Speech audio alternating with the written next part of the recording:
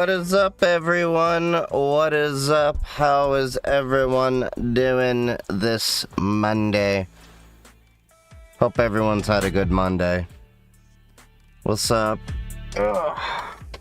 So, we're officially in countdown to DEF CON. I mean, we've been in for a while. Badges, rooms, all of that should have been taken care of, although I am going to have a video I'm planning the script out right now to cover all the things that I can think of when it comes to DEF CON prep. I know I haven't been making YouTube videos for a while. Life got busy and, priorities, so I can do streaming more than I can do YouTube videos, or it was like one or the other, and streaming just seems to be kind of easier. Anyway, DEF CON fashion. DEF CON fashion is gonna be something else. I could do something like that. The thing about DEF CON, though, is because we're heavy on privacy, you have to ask permission of everyone that's in the shot, so that'll be interesting to pull people aside and then get their permission to do that, if anything. But I'm going to be part of the call center village. I've already been pre-ordering badges, so for those of you that aren't familiar with DEF CON, we have a whole bunch of badges, and there is, of course, the DEF CON badge, the official DEF CON badge, which is always some cool kind of little CTF or puzzle. Every other year it's an electronic badge, so this year it's an electronic badge. Last time it was a little Game Boy. I actually can grab it and show you.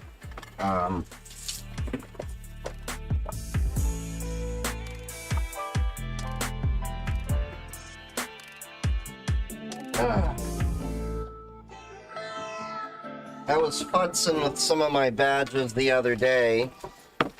I couldn't find where all of them are. I know there's more, but this is a good chunk of them at least.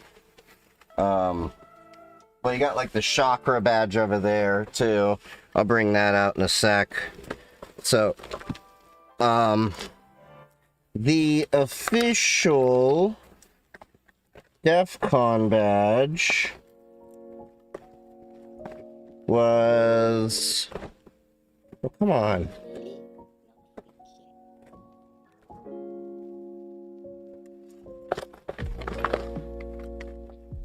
I know I had it here, or did I put it somewhere else? Did I leave it in my bag upstairs? I'm pretty sure I didn't.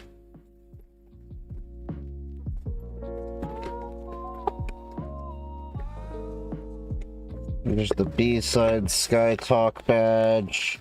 I got the Tor Foundation badge. No.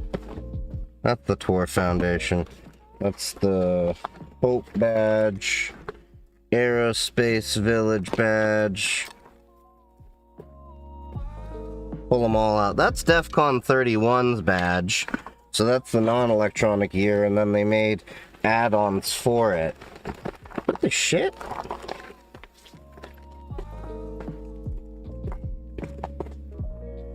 I was literally playing with that badge the other day, so I know it's around here. Damn it.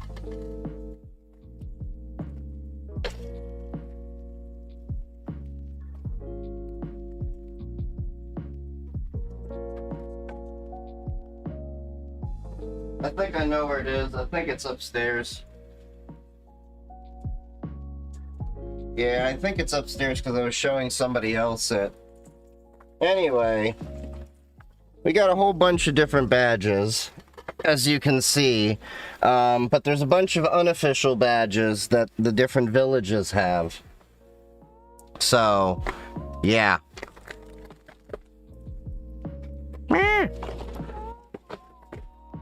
Hit a key on accident.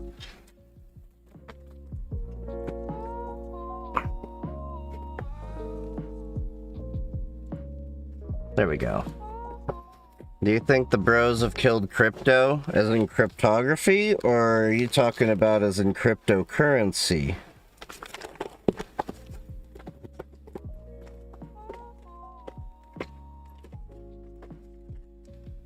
Okay, those are a bunch of... Oh, there's my SAOs. Knew I was looking for those.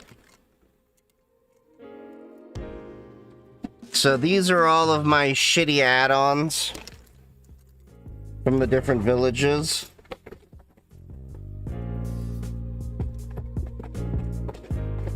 Okay, what the shit? I'll have to find the DEF CON badge, but, anyway, you get different badges and they can have different capabilities and different CTFs inside of them. So usually there's a CTF, so like this was the Aerospace Village badge from DEF CON 31, I think it was. Yeah. I'm pretty sure this was 31. Because this was my very first badge that I ever bought. Anyway, you can power it on. There's no battery in the, AAAs, I think. Yeah, but if you did, it would be twinkling and all that. And it's like Elon Musk and one of the Wright brothers in there. And then the badge itself lights up if you touch it in certain ways. There's 2 puzzles in here to figure out how to connect into it. And then there's CTFs inside of here. That's got a whole ESP32. So it's broadcasting its own Wi-Fi. So, like, these are the different badges you get, and there's different CTFs inside of them. Sometimes they just, you know, they go blinky. That's it. Like in the case of the Blacks in Cyber Village, they had the Black Panther badges. And they also had some of the White Panther ones, and then they had, they also came out with the Fro Pick. The Fro Pick is somewhere. That was funny. I gave that one to Yitz. You get different SAOs. Some people make their own. So, like, you'll go to Tindy and stuff like that, and, like this I actually bought off somebody for 20 bucks. It's a, SAO that, it's a little dumpster fire. So, yeah, it's got Elon. And then you can see there's the, you can kind of see a lot of people like Spaceballs. So, there's the Eagle 5 again. But this is just a Blinky badge, whereas the Hackers Teaching Hackers badge is the one that has a reticulum radio inside of it. Or LoRa, to be specific, that they packaged to do reticulum. But anyway, these are, you know, some of the badges you get, and they all have, like, really interesting features.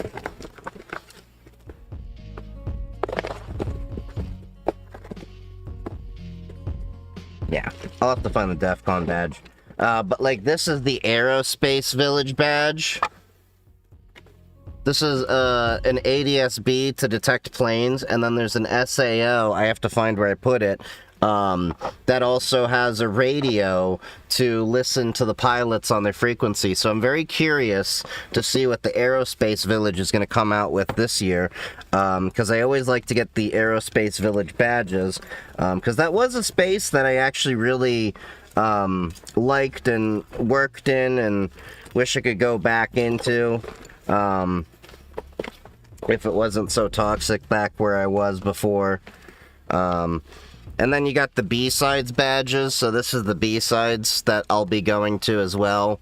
And then I put the Sky Talks token here. So the Sky Talks, for those of you unaware, are the talks in cybersecurity where you can't bring any electronics on. I mean, they can't be on. You can write anything you want down with pen and paper, but no pictures, no laptops, phones, any of that. Everything has to be turned off, your smartwatch, all that included. And they talk about some pretty serious shit in some of these Sky Talks. We've talked to people that have talked about malware that has spread through networks in ways that it shouldn't be. There has been people that talked from different companies, just shitting on them for different cybersecurity incidents. There have been political dissidents. I mean, like, yeah. You have a YouTube channel? Yeah, I have a YouTube channel.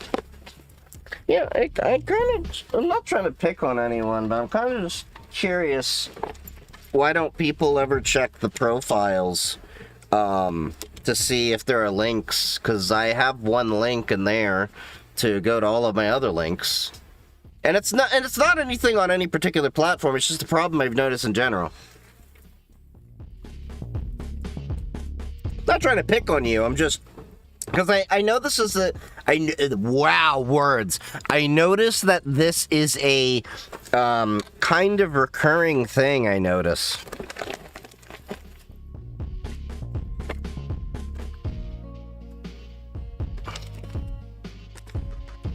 Yeah, some of these SAOs I didn't even finish up. I gotta solder a bunch of different shit.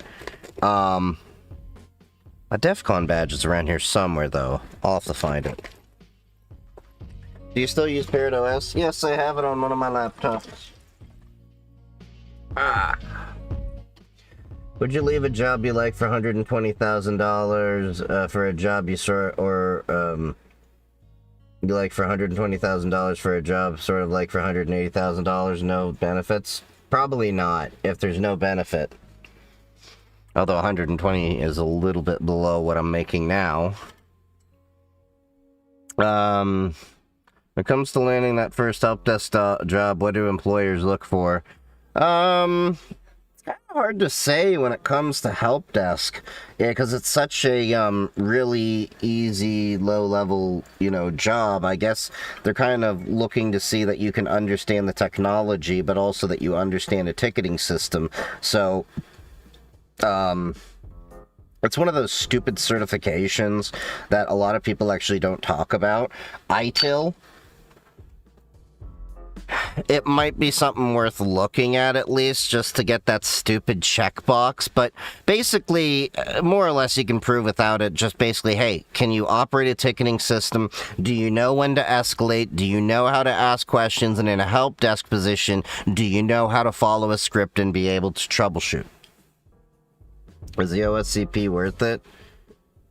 I mean, some people think it's worth it. I think I might do it one day just for the hell of it, for kicks and giggles. But I'm nowhere near there right now. Right now, I first want to finish my bachelor's, and then go for my CCSP, and then finish my amateur extra license for my ham radio. Yeah.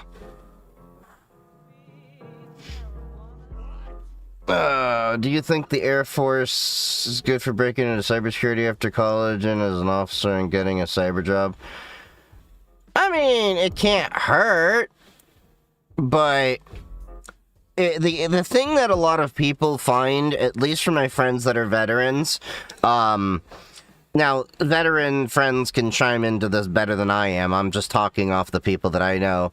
Say that kind of like the hard thing is transitioning from military life to civilian life. And even though you're technically doing a lot of that work, they don't necessarily, like, see it that way. It's kind of weird. Does he read TikTok chat? No. No, I never read TikTok chat. Where should I start for cybersecurity? I'm teasing. Where should I start for cybersecurity? In IT? Familiar face, you have a YouTube, right? Yeah, I have a YouTube.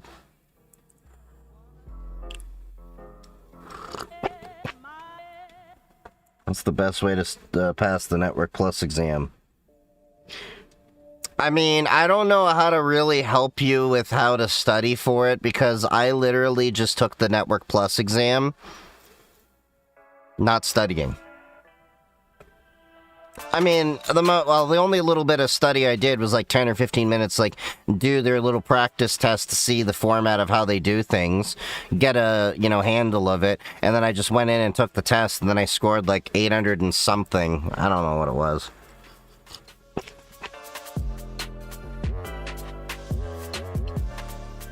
I only did the Network Plus because it was part of the WGU curriculum towards my bachelor's. They require you to do that.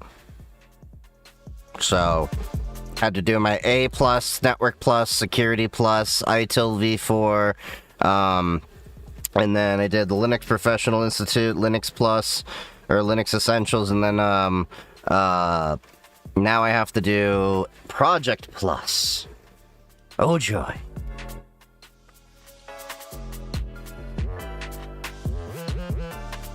What kind of software projects are currently of interest to you? I'm trying to save up to get a couple of NVIDIA DGX Sparks because I want to be able to move more of my AI work locally and not have to depend on a lot of the expensive frontier models, especially now that we see like Claude is now requiring IDs for the like Fable models and everything, and I also don't like the fact that I can go and use the AI one day and then it'll say, hey, you have to use this model, and I'm like, hey, but this older model that you have, I know it's not the latest and greatest, but it's perfect for what I'm doing right now. And there's a lot of cases where it's like, use this new one, and then you're like, it costs a lot more, I don't want to.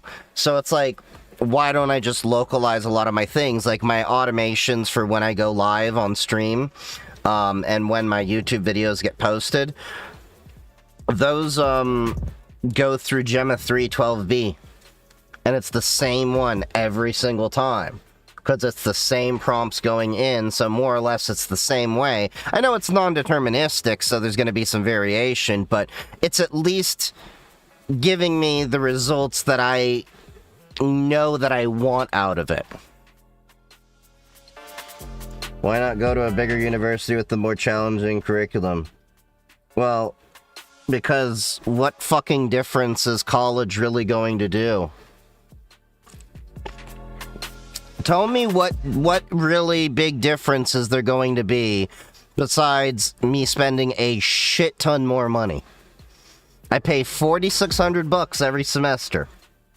I will get my bachelor's in 2 semesters.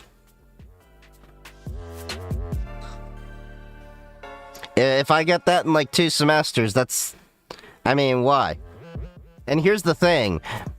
I know a lot of people think that there's this big deal with different colleges. The main advantage of the different colleges you go to is merely the networks that you have attached to them. Not so much the degree itself. It's so much the network that you are open to with the people that you get to meet in the classes that you are.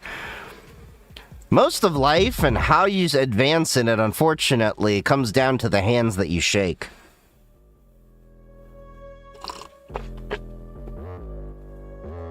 Depends on what problems you want to work on. You're paying for complexity. The stuff that I do in my home lab is already way more complex than a lot of the cybersecurity, courses cover. There's a lot of stuff that I'm doing that isn't even covered in the courses right now. I mean, it's like when I got into an argument with somebody in a comment section where they're like, the Security Plus has had SASE since 2023. And I'm like, yeah, but SASE has been a thing since 2019. You know what I mean?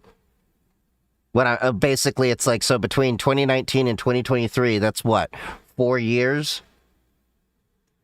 It wasn't on any certifications.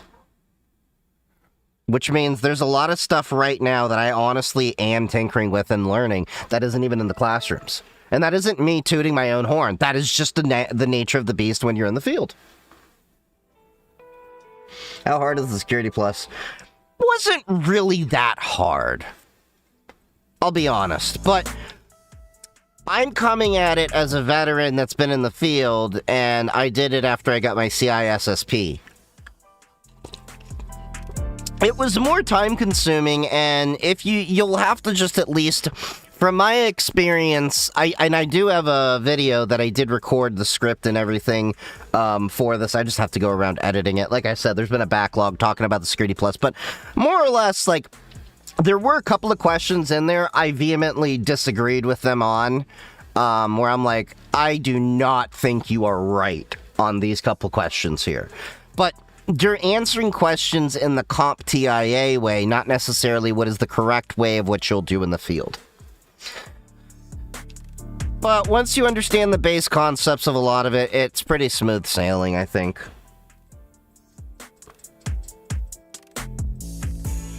Through my point, WGU is a paper mill, not challenging. Yeah, what the fuck difference does challenging degrees really make a difference from when you go to a hiring manager? And it's not really that it's, challenging. It's that you have to remember, I've been doing this for a while. I'm going for a degree for a checkbox. Let's imagine you're someone that's less senior. People are getting degrees right now to be able often to get into the seat that I'm sitting in my job right now. Okay? Short of hopping into management and the whole executive track, I'm near the top of, like, what you can achieve in the technical side. I think there's, like, 2 or 3 spots away, depending on how the companies that you're at are architectured, with the hierarchy.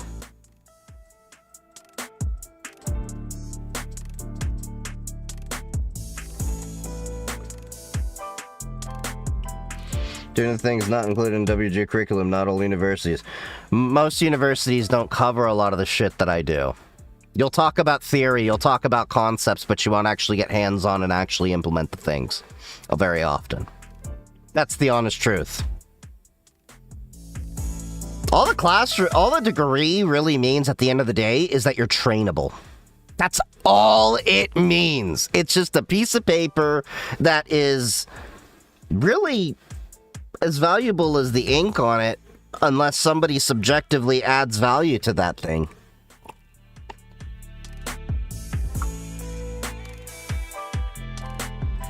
That might grind some gears, but that's the honest truth. I'm not saying not to go get a degree. I'm just saying... Yeah, anyway. So, apparently there's some Flipper Zero boycott right now.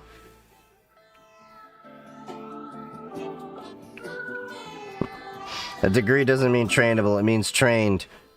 No, it doesn't. A degree is merely the start of your journey. Even once you get your doctorate and you become a doctor, you don't get full privileges right out the gate. You have to build up your, credentials and everything. So, yeah. It's the start of your journey. The honest truth is there's a huge, let's put this into perspective. If you look even at the formal level with certifications, the CISSP is the higher end cert that a lot of people see they want to get after college and do their career for a while, right? Even if you get a 4-year degree, they only reduce the 5-year degree 5-year experience requirement down to 4. So 4 years of college is equal to 1 year of experience.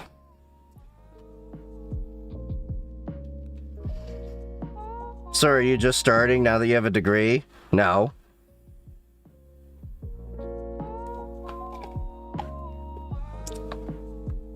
I literally just started it because I wanted to go get a new job, and I saw that was a checkbox that a lot of jobs were having, and then while in the middle of going to college, I happened to land a better job.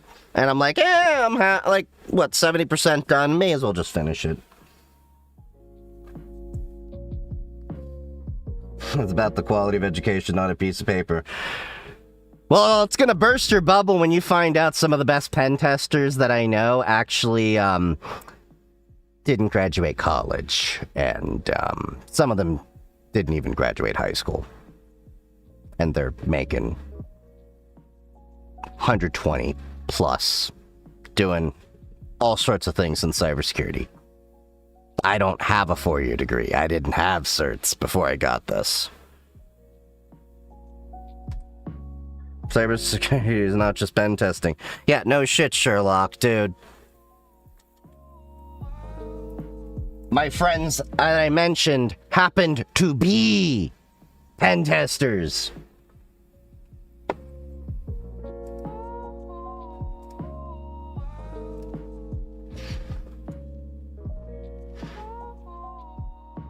You went into the military. Tell the full story. I didn't go in the military. What the fuck makes you think I went to the military? I tried going to the military, and then for some reason, they're like, yeah, apparently, you got asthma. I'm like, yeah, no shit, Sherlock. I'm like, you can't make it. I'm like, even though I can keep up with the gunny.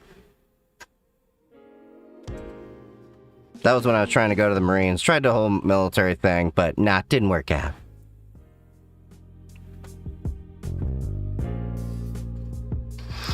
Good God. Anyway, moving on.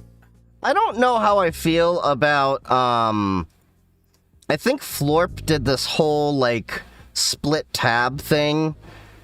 And I don't know if I like it. It really doesn't make sense. Okay, there we go. No, that was the wrong window. And let's get the flipper. Okay. So. Is having a concentration with the clearance, what the? You're having a concentration in cybersecurity for the degree a good start or network? Wait, what? I mean, networking is a good thing to have. I mean, at the end of the day, a degree is not really going to matter one way or the other. Excuse me, where you want to go. For example, I know developers that have hopped over to cybersecurity with a computer science degree. And I know people that have cybersecurity degrees that decided they wanted to go into, like, application programming and stuff like that. That degree is just basically an entry point. It doesn't determine your end point.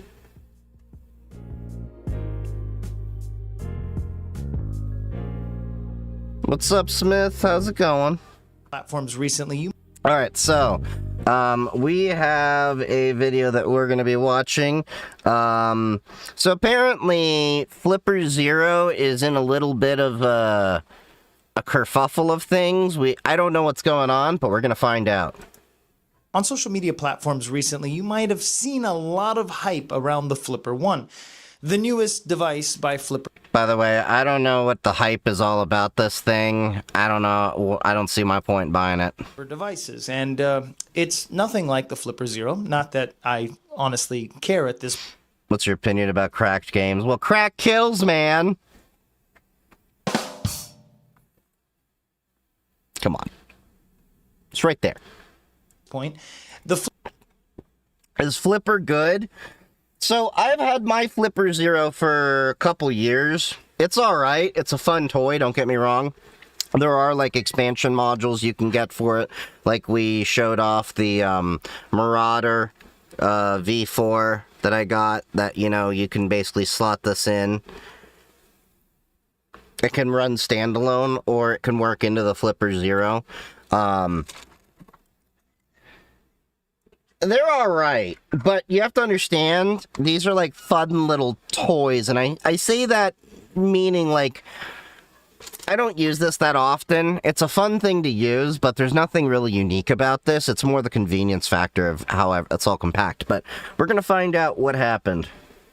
Honestly, Flippers isn't the hype. Like, sure, you can mess with a lot of stuff, but got no freedom with one. I mean, you can use the momentum in other firmwares. There are definitely open firmwares to do a bit more with it. So they definitely do have that community aspect of it. Flipper 1 is supposed to be a pocket cyberdeck. I'm not here in this video to criticize the Flipper. I think the whole cyberdeck trend is kind of interesting. Like, don't get me wrong.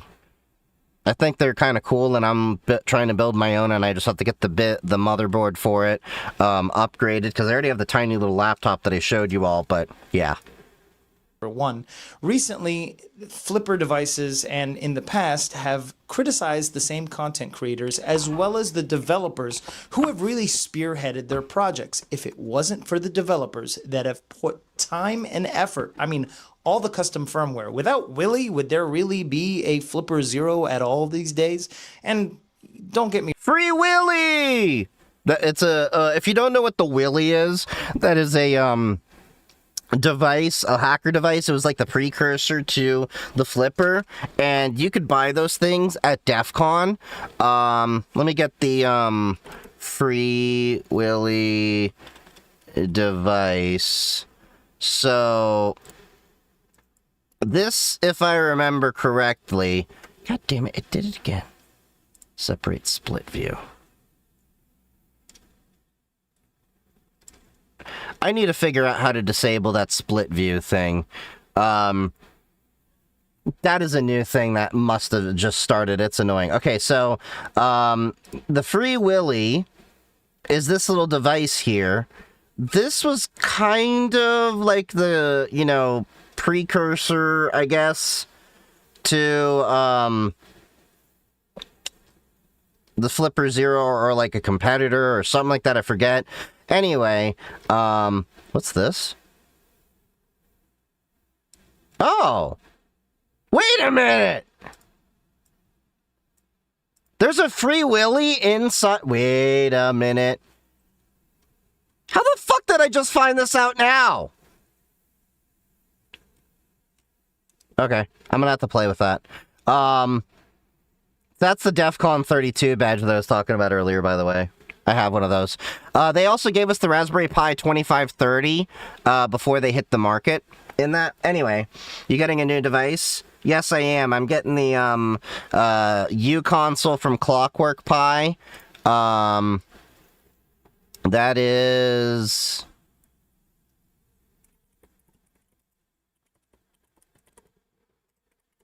So I'm getting this guy. Hold on. Hacker Gadget. Okay. So I showed this off, I think, yesterday and a little bit last week. So I'm getting this guy over here. All right. With the Raspberry Pi Compute Module 4. With this antenna set at the top, but that's not the 4 antenna set. They now have 7 antennas. So, see? 7 antennas. So that's going to be my new device to do radio tinkering and everything with. So I'll have that soon, and then I'll be working on getting the motherboard for the mini laptop after DEF CON probably, which is, as we talked about, mntre.com. So I have that little mini laptop there. I have this little mini laptop in purple with my own custom hardback, but I got the early batch with the MX8M Plus CPU, and it was not that great with the Wi-Fi and everything. So I'm going to get the new upgrade with the RK3588, which gives me double the RAM and a better wireless card. And way faster performance, because this is where I'm at, and this is where the new guy's at. So, yeah, so that should be able to make my little MNT Pocket Reform scream. And the MNT Pocket Reform has a cell modem and an NVMe that I added in there. So it should be a nice little daily everything device for me to carry around, just to not have to carry on a full laptop anymore to do a lot of the tinkerings that I normally do. But anyway, back to this. This is like the, you know, the Free Willy that we had in the community for a while. The Free Willy could attach to the Whale Tail and expand some capabilities with some new I/O.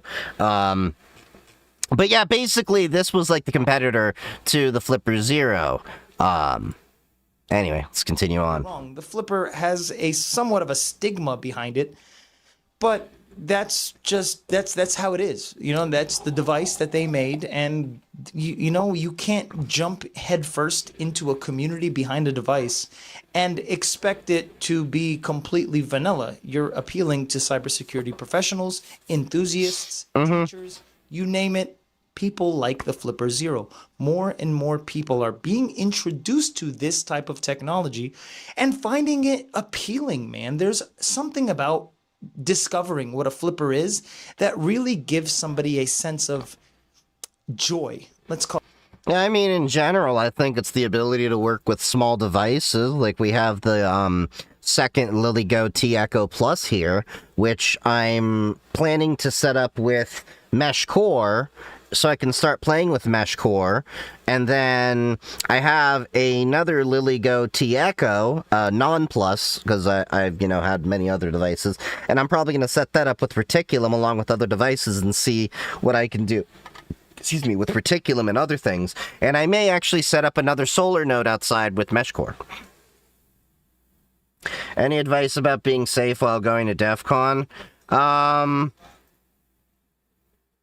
Basically, don't do anything you wouldn't do in a public cafe. I'll have a video on YouTube in the near future about advice for DEF CON and getting you oriented and things like that. But, don't get paranoid into the point you're like, oh, I'm going to bring a burner phone and I'm not going to bring a laptop. If, maybe at least get a laptop image with Parrot OS, something that's just clean. So when you get home, you can wipe it again and there's no harm, no foul. You're just like, hey, got my lessons. You take your notes off and then you just, do that. But, you're going to be generally safe at these things. The DEF CON network is world-class in terms of you have a knock and sock with some of the best hackers looking for hackers. There is 3 different wireless networks there. There is the secure Wi-Fi, which is on WPA2 and WPA3, which you do have to register through a website that they have, and then it'll give you a cert that you just put on your machine. You don't have to give away much more PII than an email address, really. And then once you put that cert on, then you can connect into those secure Wi-Fis. The other Wi-Fi network is, not inspected, so it's kind of like the Wild West, and, not saying things will happen, but things could happen just like you would on any public network. But have a phone, use Signal. Most people are going to be chatting with Signal rather than regular phone numbers. Get a Meshtastic device. These LilyGo T Echo Pluses, I absolutely recommend. If you want a card, there is the Rack WizMesh Tag, which is a pretty good one. The reason why is DEF CON will be releasing a Meshtastic firmware at defcon.meshtastic.org closer to the event, and that's optimized for everyone that wants to use it, and you'll find a couple thousand people doing that. There are dead spots in DEF CON we've found with cell phones, so it is a good idea to have Meshtastic as well as maybe, ham radio, GMRS. You can get a GMRS license without having to take a test. You just pay $35 the last 10 years and it covers your entire household. Or you can use an FRS radio, but that's if you're coordinated in a group. I do have a group of friends, and most of a good chunk of us have ham radio licenses, so we actually are using our ham radios and on GMRS. It is a bit overwhelming the first time you're at DEF CON. You will want to see everything, and you're not going to see everything. That's just the reality of it. The parties are fun. Mind yourself, of course, like any party. Let loose, have fun, but, don't be stupid. Has somebody ever been arrested at DEF CON? Oh, yeah, for various reasons. Not necessarily always for hacking. I mean, there's been things, because humans suck, that you can imagine things have been done to get people arrested. I think it'd just be a tourist, you're not into that whole space. Oh, it's fun. There's something for everybody. There's even courses that they have for DEF CON, what do they call it? Like DEF CON Next Gen or DEF CON Kids or something like that, that are catered towards kids that are, elementary all the way through high school. They have stuff to cater to them and their own talks too. There's, the lifeblood of all these different cybersecurity conventions is villages. So, like, I'm in the call center village. See? Wait. Call center village, see? I'm in the call center village. So the villages focus on different subjects. So you'll find the red team village, the blue team village. You'll find the a privacy village. You'll find there's the blockchain village. There's the ham radio village. There's the voting village. There's all these different villages with different topics that they cover. Some have their own talks that you'll have to that are there besides the main talks. Some have their own badges and CTFs and, things that you can learn from. Because there's the hardware hacking village, the embedded systems village. There's all sorts of things. There's something for everybody. No joke. If you haven't learned soldering and you want to learn soldering, there's a village for that. You want to do lock picking, there's a village for that. You want to get into radio? There's a village for that too. And they even, by the way, have some really fun things. You can send memes over ham radio TV. A lot of people don't know this, but there's amateur radio TV that you can do with a ham radio license, and you can broadcast that. And it actually can get picked up by a TV. So yeah. We broadcast memes. I sent This is Sparta meme, from the 300. You can do testing as well if you want to get your ham radio license at DEF CON. I don't think they charge anything for the ham radio tests at DEF CON, and they have them going all the time. So you can do that. There's vendors selling all kinds of hardware hacking tools. Hack5 normally will announce their new stuff at DEF CON or near DEF CON. So you can find those vendors, and sometimes they'll have stuff on discount. There's a lot to do at DEF CON, no joke. You will network and meet a lot of people. That is the most important thing, because a lot of people will focus on the talks. The honest truth is I've learned more from the lines that I've been standing in for the talks, from the people just hanging around, and then I make friends with all sorts of people. I have a bunch of friends randomly just from standing in line or going to my local DEF CON group repeatedly. This year, I have, I think, 12 to 24 of my friends all confirmed to be going to DEF CON this year. Most of them are planning to be there for the entire week for the full Hacker Summer Camp. So for those of you that are not aware, Hacker Summer Camp is what DEF CON is a part of, we refer to. So you have the first day, first few days, which is B-Sides Las Vegas, and then you have DEF CON. Now, B-Sides Las Vegas is also at the same time as Black Hat. That is purposefully done because B-Sides was all the talks originally that got rejected from Black Hat, so we're the B-Sides of the record. See? And honestly, I think it's a lot more fun. Everyone I know that has gone to Black Hat has not liked it and has preferred B-Sides. How do I join a red team village? You just walk in. You just walk in. Now, if you want to, be part of the village and help volunteer, you're going to have to, network and find out who the right people are to get involved in a village. Me, with Call Center Village, it happened to be one of my buddies in my local DEF CON group started the Call Center Village, and I said, yeah, I'll, help you out with it, and I do a lot of the social media and stuff like that. But yeah. Any recommendations for networking with QEMU KVM? I mean, I don't know what you're specifically asking. All of that. What's the event called again? Oh, DEF CON. It is... Here, I can show you.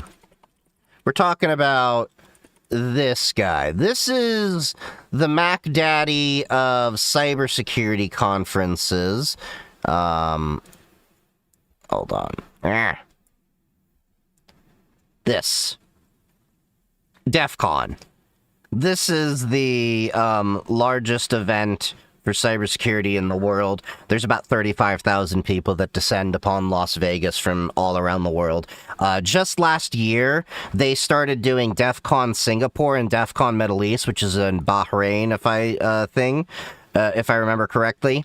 So we're kind of interested to see what this DEF CON's going to shake up to be between how Trump has been with foreigners and people now being able to go get a con that is overseas rather than just in the USA. How many infected went on DEF CON? Not that really much. I mean, yeah. Can you help me find the right connection to walk in? No, that's kind of just the same thing as like anywhere. You go in a room, you gotta schmooze, you gotta, get to know people. It's just like any other thing. That's what I'm afraid of. What are you afraid of? But yeah, so that's DEF CON. It's a childish glee behind a device that can do things that you're probably not supposed to be able to do. We live in a small bubble, and when you realize that you're in a bubble and you come out of it, you want to learn more and more. As far as an educational tool, the Flipper Zero has taught so many people. I love the Flipper Zero. I don't love it for its team. I like the device. And I love the community of developers that have poured their souls into giving everybody something. Can't connect with people if you're an introvert, yeah.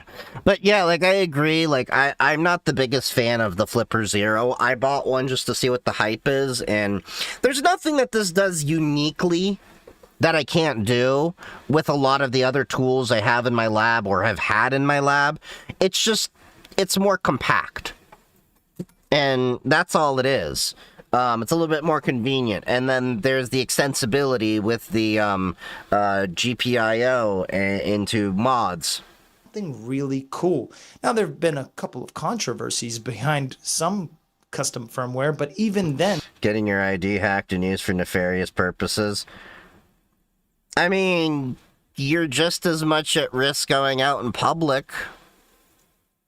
99.99% of people at DEF CON and these cybersecurity conventions are really chill people. We like the puzzle, the mystery, the whole, just, process of being able to go through different things and figure it out. Nobody's gonna burn a 0 day on you. And the worst that I've heard of personally that's happened is one person I knew went to DEF CON with their personal MacBook. They had it on the hotel Wi-Fi, and they went to go back to the computer and noticed there was a new text file there, and all it said was, hey, I was able to access your computer. This is how I was able to access it. Here's what you can do to, keep your computer from being accessed again. Because that was when there was, some vulnerability going around with Mac or something at the time. Most of the people are going to be pretty chill. We're not interested in going to catch a felony. We're interested in, learning, and we're all just people that are interested in this. Yeah, you can go and download an entire hard drive. I mean, you can go get an entire, if you go to the Data Duplication Village, which I have done, I can bring in a little example here.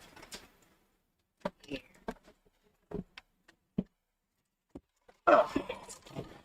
So you can go to the Data Duplication Village, and you can get up to 5 hard drives cloned for you. 3 of these, and these are 8 terabytes each. 3 of these are password lists, word lists, and hash tables. So that's 3 drives. The 4th one is InfoCon. That's just all the past talks and everything. Now, the 5th drive, which I don't have right now, and I'm debating if I'm going to go actually get this here, is the VX Underground Archive, which is malware. So you can do malware experimentation. we're there to tinker and learn, and yeah.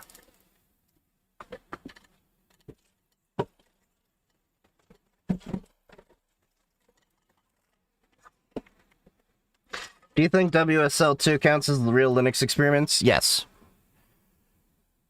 You're using Linux. Is there any point if I'm going in from super new? Absolutely, because you get to meet people. You get to meet people, you get to get insights into things you never knew that existed, that you can get seeds planted in your mind of where you want to go down. You'll learn a whole shit ton of things. It's DEF CON is one of those things I think it's valuable for anyone to go, regardless of your skill level. Now, I know you're going to have some people that are going to, be like, well, DEF CON is, gone so corporate. And I'm like, yeah, because we're no longer the misfits and miscreants of society that we were once in the 1990s through the early aughts. We are now seen as upstanding, respected members of society, and we fought for decades for cybersecurity, or formerly known as information security, InfoSec, to be taken seriously. It wasn't really, if you remember, up until Ashley Madison incident. If you're not familiar with that in cybersecurity history, you should go look that up.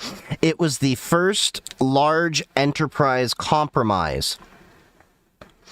It was basically the first of its kind of what we see all the time. Someone popped them, someone got the data, they used it to threaten people and extort them and all that. But yeah.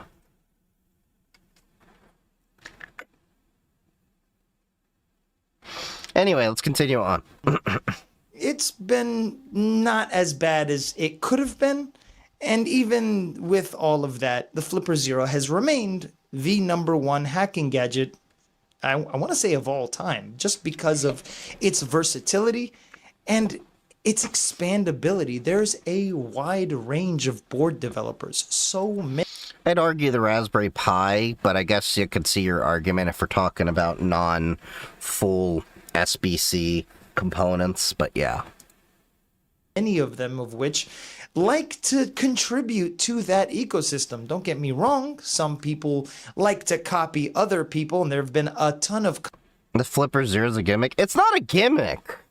It's just that there's nothing unique that this can do that you can't do on your own. The novelty is how compact it is in the community around it and the modules you can add. No, it's not a gimmick. It's not the definition of a gimmick. A gimmick is like, it provides no value whatsoever. Like I said, yeah, you can replicate this with other, tools and everything like that, and I don't generally, tell people, oh, go out and buy a Flipper Zero, you need to get a Flipper Zero. But there is definitely a value in it. Copycats as well as garbage boards. But the point is, people have contributed to that community. Flipper Devices as a company has shown that they don't care about anybody. These are my opinions based off what I've seen. And I'm not going to sit here and put everything in front of your face. Do a little bit of research yourself. Talking Sasquatch has kind of shown a lot of the screenshots on the backlash that he's gotten personally on his videos, as well as other social media platforms. But recently, something that to me says a lot about the company and their priorities and what they care about. And it happened on Reddit of all places. And you're into quality, not cheap gimmicks. The Flipper Zero is not a cheap thing, nor is it a gimmicky. You really, look, I'm not stop making me defend the fucking Flipper Zero, okay? When I normally tell people, it's not worth buying unless you have specific needs or interests. It's kind of cheap. No, it's not!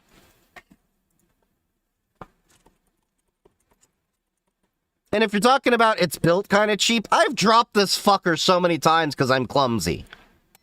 And it still works. Dude, it's $200. If you think that's cheap, then I don't know what broke is to you. Don't get me wrong, I hate Reddit with a passion. I just think it's a cesspool. It's not cheap. Cheap is, what Raspberry Pi used to be. cheap is, going and get the Lily Go, what is it, the C1101. Like, this is even cheaper, okay? This little $70 Lily Go T Echo Plus, okay? That's still, like, in the realm of, that's still a little bit of money. Of just $200, that's like a week of gas for me. $200, that's a good chunk of my groceries. misinformation for the most part if you're in the wrong areas, but Rabbit Labs was banned from the official Flipper Zero Reddit, thread or whatever, the R Flipper Zero. Work is paying me to go this year, but it's my first time. I'm not gonna lie, I'm pretty nervous, excited, trying not to fall into the trap where I try to do everything, but I feel like I am regardless. Any tips on getting a plan going? Just download a Hacker Tracker app. That's one of the biggest things. There is gonna be a thing. It used to be the Lonely Hacker Club or something like that. I think now it's called Noob Village or Noob Community or something like that. Go there. Start there. That is specifically designed for noobs. Make friends. You're going to be in line, you're going to make friends, all of that. The people you meet, I think, are more important than the talks and everything that you do. Go enjoy yourself. It's a good time. You're going to be around pretty good people. But, I mean, like, don't do anything you wouldn't do in a public setting, to begin with. But, I mean, there's not much to really worry about. Do bring your regular phone, set it up with Signal. Most people are going to chat with you over Signal. Do bring, a laptop with like Parrot OS that's maybe just clean, so when you leave, you can wipe it clean and there's no issue. Something to put your notes down on, all of that. Water. You're going to need something for water. You're going to need plenty of hydration because you are in Vegas. I have a backpack from 511, the Rush 12. I'll go into all of this on a YouTube video with a 3-liter hydration pack that I put in there. And then I add some electrolytes on top of it because you're going to need to make sure you have some salt and everything because you're in the desert. I used to live in the desert, so I know how it goes. But yeah, I mean, and if you want to get any merch at DEF CON, the official merch, it's all cash. If you haven't pre-ordered your badge already, do so now. Otherwise, when you get there in person, you have to buy your badge in cash. The official purchases from DEF CON are all cash. There's a reason for that. A few years ago, the feds demanded the receipts for the credit card transactions that was going on at DEF CON, and ever since they said, we're going to be cash only for privacy reasons. Now the vendors, most of them will take cash or card, and some of them will take like cryptocurrency because Monero's usually there. Not always, but in terms of like not everybody will take cryptocurrency. Some will. You won't see everything, but do make a plan to have gaps for everything. There in the Las Vegas Convention Center, there is a cafeteria in the middle of it. It is kind of expensive, but there is some decent I wouldn't say really decent. It's palatable. It's nutrition to eat while there's lunchtime. Do obey the 3-2-1 rule of DEF CON, which is 3 hours of sleep a day, 2 meals, and 1 shower. Yeah. And then I will be around at DEF CON, of course. If I'm running to a talk, of course, I'll be kind of in a hurry, but generally I'm pretty chill. If people want to say hi and chat, I'll also be hanging out probably at the call center village most of the time. The call center village, we're going to have some CTFs out there, so you're going to be able to try to social engineer some AI chatbots, and I think we also have it set up for live personnel as well in the final levels. We have voice cloning. We have, it's just a good time. We got about 16 stations for you to do that too. 1 year TwitchCon was there. Huh. Do you record your sessions for later use or some podcast? the streams are always put on YouTube, Twitch, Kick, and TikTok. So the VOD for Twitch, I think, is 60 days, and YouTube should just keep it for however long it needs to be. And I'm working more on YouTube videos, too. I have an entire week I took off so I can focus on content and stuff. This is what happens when they disagree with you. So I'm all for disagreement. I'm all for, engaging in conversations. What I'm not for is for people holding the argument and making sure that nobody else can fire back. This is kind of a long intro to the drama that people are having. They silence you. Rabbit Labs has been arguably the best board designer, one of the biggest people to spearhead the Flipper Zero. Yeah, I see Rabbit Labs a lot of times on different modules and things like that. Like I've been perusing Tindy. If you're not familiar with Tindy, Tindy is kind of like the Etsy of electronics. God damn, I hate the hold on, separate split view. Tindy is like the Etsy of the electronics world, so people make all sorts of things. So you can actually find them here, among other places. So you can see Rabbit Labs, they have a store, and you can see they have all these different modules. So, it doesn't work well with my plugin. There we go. So you can see there's different, like, flipper modules and stuff like that. But, yeah. So, Rabbit Labs is kind of well known. They have their own website, of course, for everything. Like, you can have a credit card swiper here for magnetic stripes, C1101 on 900 megahertz, NRF modules, C1101, that can do... That's an amplified one, I think. Yeah, amplified for 433 megahertz. So that could do a little bit of a distance.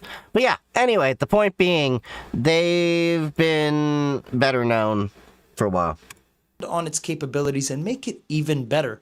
The Rabbit's boards, as well as many other developers who have developed on the Flipper, have really put a lot of, not just time, man, their entire lives have been built around a community that they've built on top of another community, bringing everybody together for the sake of education and cool stuff being made. Now, let me make something perfectly clear. I understand that it might seem unfair.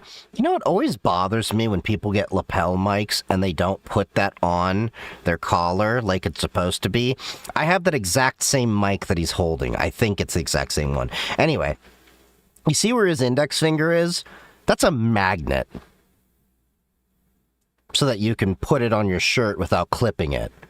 And that magnet is sitting on top of the clip. So this is an intentional choice. Never do this when you're recording. It is a pet peeve of people that have had to work with audio because no. And you don't want to do this. You want to be able to have your hands free. It's just one of those presentability things too. But yeah. To label all of Flipper based off of Pavel and a lot of the other higher-ups' actions, but that's how it is. Like, when you say something off of the official account of anything, you reflect the entire team. And I understand that there might be a couple of employees of Flipper Zero that disagree with Pavel's actions, but it seems like anybody that disagrees with his vision and actions are completely cut out of the equation. This has happened time and time again. Hey, thank you for the follow. Community members who have for years backed Flipper Zero, Flipper devices, and the entire... Maybe his weird isn't way and too big. Nah, he's got plenty of room, trust me. I had a beard longer than his and thicker than his. His looks like he's still going through puberty. I don't know. It's just one of those, like, I think, like, if you can't grow thick beards, I think you should, like, cut it down and train it. And then once you train it, then grow it. It just looks weird. What really matters to me at the end of the day. It's the community behind it. Yeah, I understand that there are a few bad actors that might make the Flipper Zero look dangerous and might make it get into situations where it probably shouldn't be. The GitHub repo is barely maintained. The application just might be the best thing there when it comes to official firmware and official support. There are many people who have complained and gotten zero support and seek refuge in the community, and people that maintain their communities built upon the Flipper Zero community. Rabbit Labs being one of the biggest names in Flipper Zero. That's why this Here's just is salt and such a pepper. big deal, in my opinion, and something that is disgraceful and disgusting to ostracize and basically disavow somebody who has worked tirelessly to build upon your device countlessly every single time, while also supporting so many developers and these micro communities within the community, giving them not only cool hardware support, both financial and moral support, and just being there for everybody, speaking on behalf of a lot of the ideals that people share within the community. You couldn't put Rabbit Labs in a bad, I guess, circle. But you have shown that you don't care about that entire company or anybody that even slightly might seem excited. I understand that there are kids who get excited about their Flipper Zero. This has happened numerous times. So many kids find out about the Flipper Zero and they want one.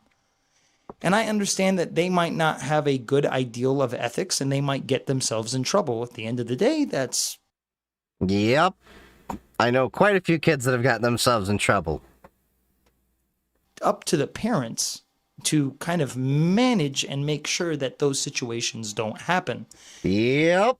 However you feel, many people, professionals, students, enthusiasts have gotten a Flipper Zero because they liked everything behind it. And then when they get introduced to that community, most of the time, they jump in head first and learn even more than what they were interested in the beginning. That's the beauty behind that device. Yeah, I mean, it's a fun little device, and I could definitely see how people could springboard their knowledge into this. But that being said, there is without a doubt enough, most people buy this with the intention of thinking that they're going to do malicious things, but then they buy it, they realize it's not as easy as they thought it would be, because you actually have to tinker and work. Introducing a Flipper 1 and then shutting out everything that was built beforehand seems like you're trying to completely unalive your company. Wait, what happened? I'd be surprised if this is all for the sake of Pavel eventually selling this to some foreign company at some point in time. Because the Flipper 1 really doesn't make sense. If you were to ask me, I don't get it. It's too big. Let me see. If you wanted an SDR, get an SDR. It's not even... It doesn't make any sense. The Flipper team has said that they've redone their designs 3 separate times.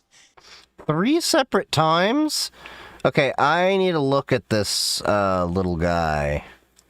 Hold on. Separate split view. So how big is this thing? Like, did someone put their hand on it for reference? Yeah, like, it has a lot in there. It's got a cellular modem, Wi-Fi, Ethernet. I don't know why they're advertising VPN, so this is basically a full-on computer with M.2 modules, SDR radio. Like, how big is this guy? Like, I haven't had anyone give me a hand reference. Oh. Is that going to be the size of it?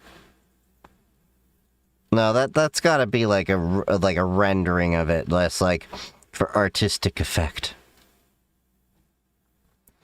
Oh shit, this guy's big. Yeah, this is a little bit bigger than this guy.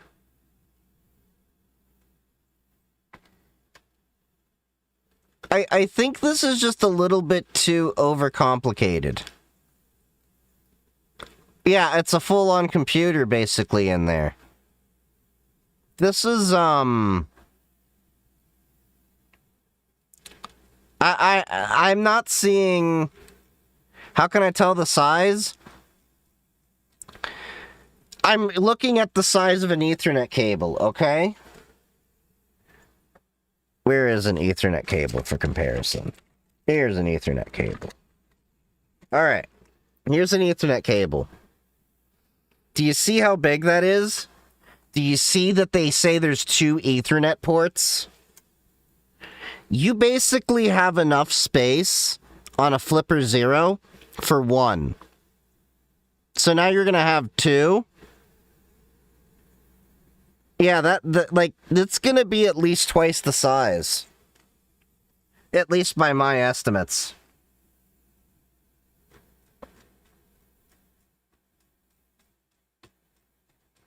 Is there a picture with anyone that's holding it? Let me see, Flipper 1. Yeah, because they only have the one... like, thing there.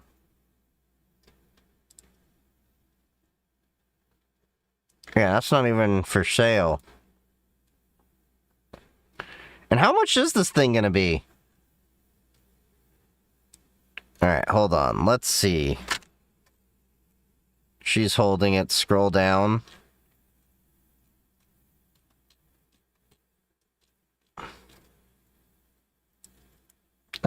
Hold on. Hit the wrong button.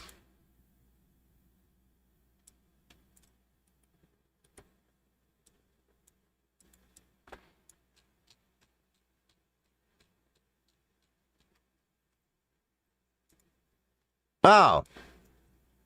God damn! Do you see how big that fucker is?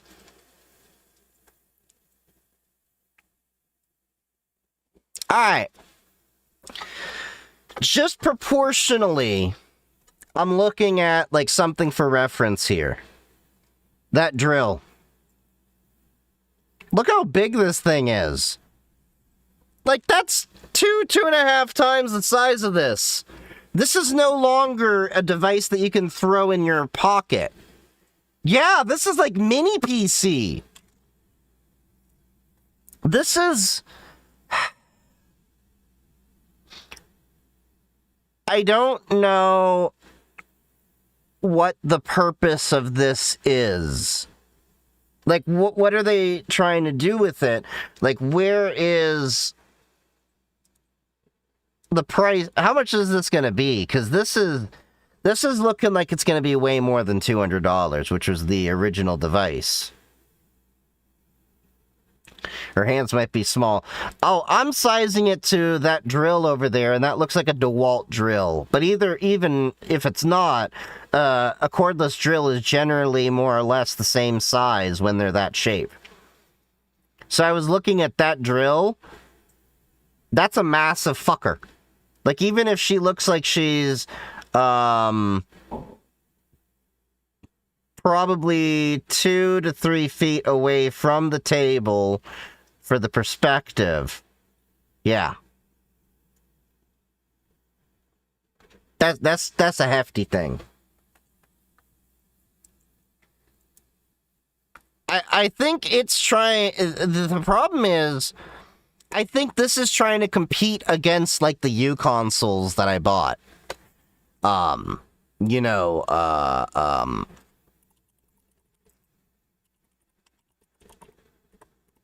they're trying to compete against these kind of devices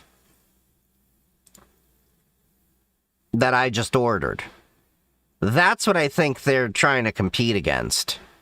Because this, you can add on a whole bunch of that I.O. stuff, like I showed, where I can add 7 antennas and suddenly have an SDR SX1262. But yeah.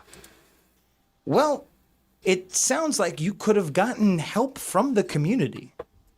Many times. People have given feedback, people have offered support, and you guys have denied it every single time. Not once has Pavel taken it upon himself to actually take criticism. And this, on top of all the other actions, is disgraceful. David Foster Wallace. And I No. don't see myself grabbing. I don't think that's his name. Or even contributing to testing. It could be the best device in the world. The company behind it is not in tune with my ethics or my ideals.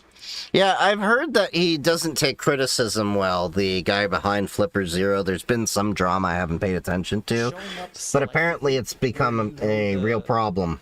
Questions might seem comfortable enough for you is just another reason on how you're trying to add to your narrative. And I'm speaking to Pavel directly. You could change. You could. Like the graphene guy? Yeah. Care about your community. The Flipper One doesn't say that. Your actions don't say that. And silencing one of the biggest developers who has helped spearhead your company into success is not something that you do if you cared. Yeah, I agree with that sentiment, because the Flipper Zero, the only reason it's become useful again for me recently was because it's an expandable module with this Marauder V4 that I got. That's it. So, otherwise this would be in a drawer still. Just sitting there waiting for me to remember it exists for replacing another universal remote. Thank you for the follow. Because really, that's primarily what I use this for these days. I have used this mostly as universal remotes. So, like, when I was at GurCon last year, the one in Michigan, the remote for the TV for some reason didn't work, and I didn't feel like calling room service and doing that, so I literally pulled out my flipper and I just did the IR blaster until I got the channel and everything that I wanted. Because Rabbit, time and time again, has not only advocated for your device, but advocated for your community and the other communities within the greater community. If you plan on grabbing a Flipper Zero, I would encourage you not to. And the reason why I say that is, it's kind of interesting is I never really, thinking about it, don't see the Flipper Zero devs or them specifically at DEF CON, or at least that I've heard of. I see like Hacker Warehouse and companies that are there in the vendor outfits selling Flipper Zeros, but you don't have like the developers there, like some of the Hack 5 people. You can actually go and chat with them. because the company doesn't care. Firmware is not supported. I've run into Signal people. Really, and the creator or the guy that maintains Momentum is arguably the only person that is holding everything on top of his back. Yes, you have different custom firmware, Extreme and Rogue Master, and I don't personally I have Momentum on this. That's the firmware I'm using. care about those custom firmware, but they exist. I don't watch to see how far they've been maintained because they don't really matter to me. You get everything that you need. Were you still in Cybersec when LOA came out? The low orbiting ion cannon. I was in school still, like middle or high school. Need from Momentum, and it's properly maintained, and it's supported across multiple devices, whether it's a Kisu or a DIY or a Flipper Zero. This whole thing is irritating. If you planned on buying into the hype of the Flipper One, I would implore you to look at better options, because there are way better options, like way better options. Calling a Flipper 1 a cyber deck is insane to me. Yeah, I think it's a little bit off base. But this video seems like it's a little bit long and dragged out, I'll be honest. But yeah, I think it's a little bit much because people aren't looking to do that with their Flipper. We like that our Flipper Zero is a simplistic device that does precisely what we need it to do. And then if I needed to do anything more, I'll have other devices for it. But if you're trying to make it my everything computer, like with the SDR and all that, you're kind of losing perspective of the plot there, bud. Because the display is black and orange. You added a trackball. Ports where there probably shouldn't be. Shortcut keys, like I get it. You guys really think that this is cool, but there's way better devices by smaller and bigger companies within the community. Way better devices. And I think... Yeah, like that U console I was showing you that I just bought. There's a reason why I didn't even consider the Flipper 1 or waiting for it. It's because I know it's not going to do what I need it to. And there's better devices I can make out there. Like my little mini PC that when I get the better motherboard for it with the RK3588, that thing's going to rip. And that'll be a great little mini laptop. I'm actually thinking about getting the keyboard in brown switches now. That all-in-one devices have truly been just played out and beaten down all the way. You've had companies like the Monstertech M1 that have shown that they're even worse than Flipper devices. So I feel like the next time you decide to back a product by a company, maybe consider checking if that company is run by a bunch of sociopaths or just insane, greedy corporate shills. There are really cool devices in this world. Right. Amazing developers working tirelessly to make sure that they... What's wrong with the keyboard switches? Oh, nothing's wrong with them. I just got the white switches, which are extremely clicky, and I would rather have brown switches, which are tactile, but a little bit more quiet, because, well, if I plan to use it for note-taking like I've been, intending it for, it's kind of loud in the talk. Give people the same type of encouragement, convenience, and tools that the Flipper Zero gave to other people. Might not be all-in-one tools, but there are developers working tirelessly every single day to outdo what Flipper has done. Not in the sense of a Flipper killer, but there are specialized devices. RFID, NFC, there's a Proxmark 5 coming out. Infrared. Grab a little dongle. Who cares? Grab a card pewter. And this is what I've been saying for a while, is there's nothing that the, Flipper Zero can do that is unique. Because you can do all this with different components. There are many devices that have infrared, and infrared is the most exciting part of the Flipper Zero to you. There are phones with infrared transmitters.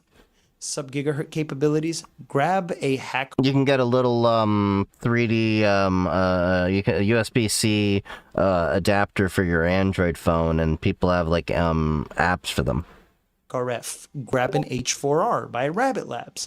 Grab any SDR that might fit your needs. You're a professional. There are professional SDR tools. You are looking for red team tools for either engagement. You have Lab 401 and Hacker Warehouse.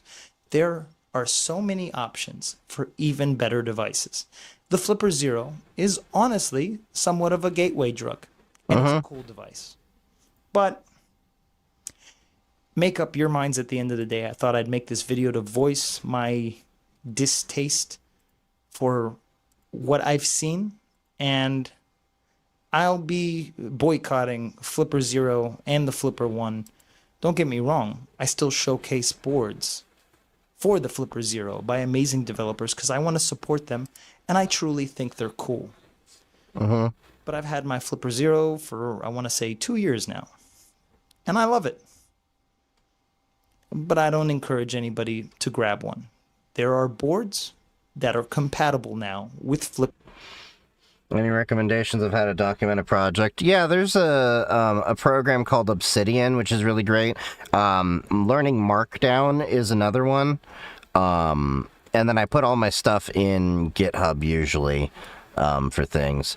You know, I just found this. Perusing MNT's site, they have a new upgrade module that you probably could throw in the Pocket Reform. Yep. So there's another upgrade path that I could potentially look at. However, while it is a little bit more powerful, it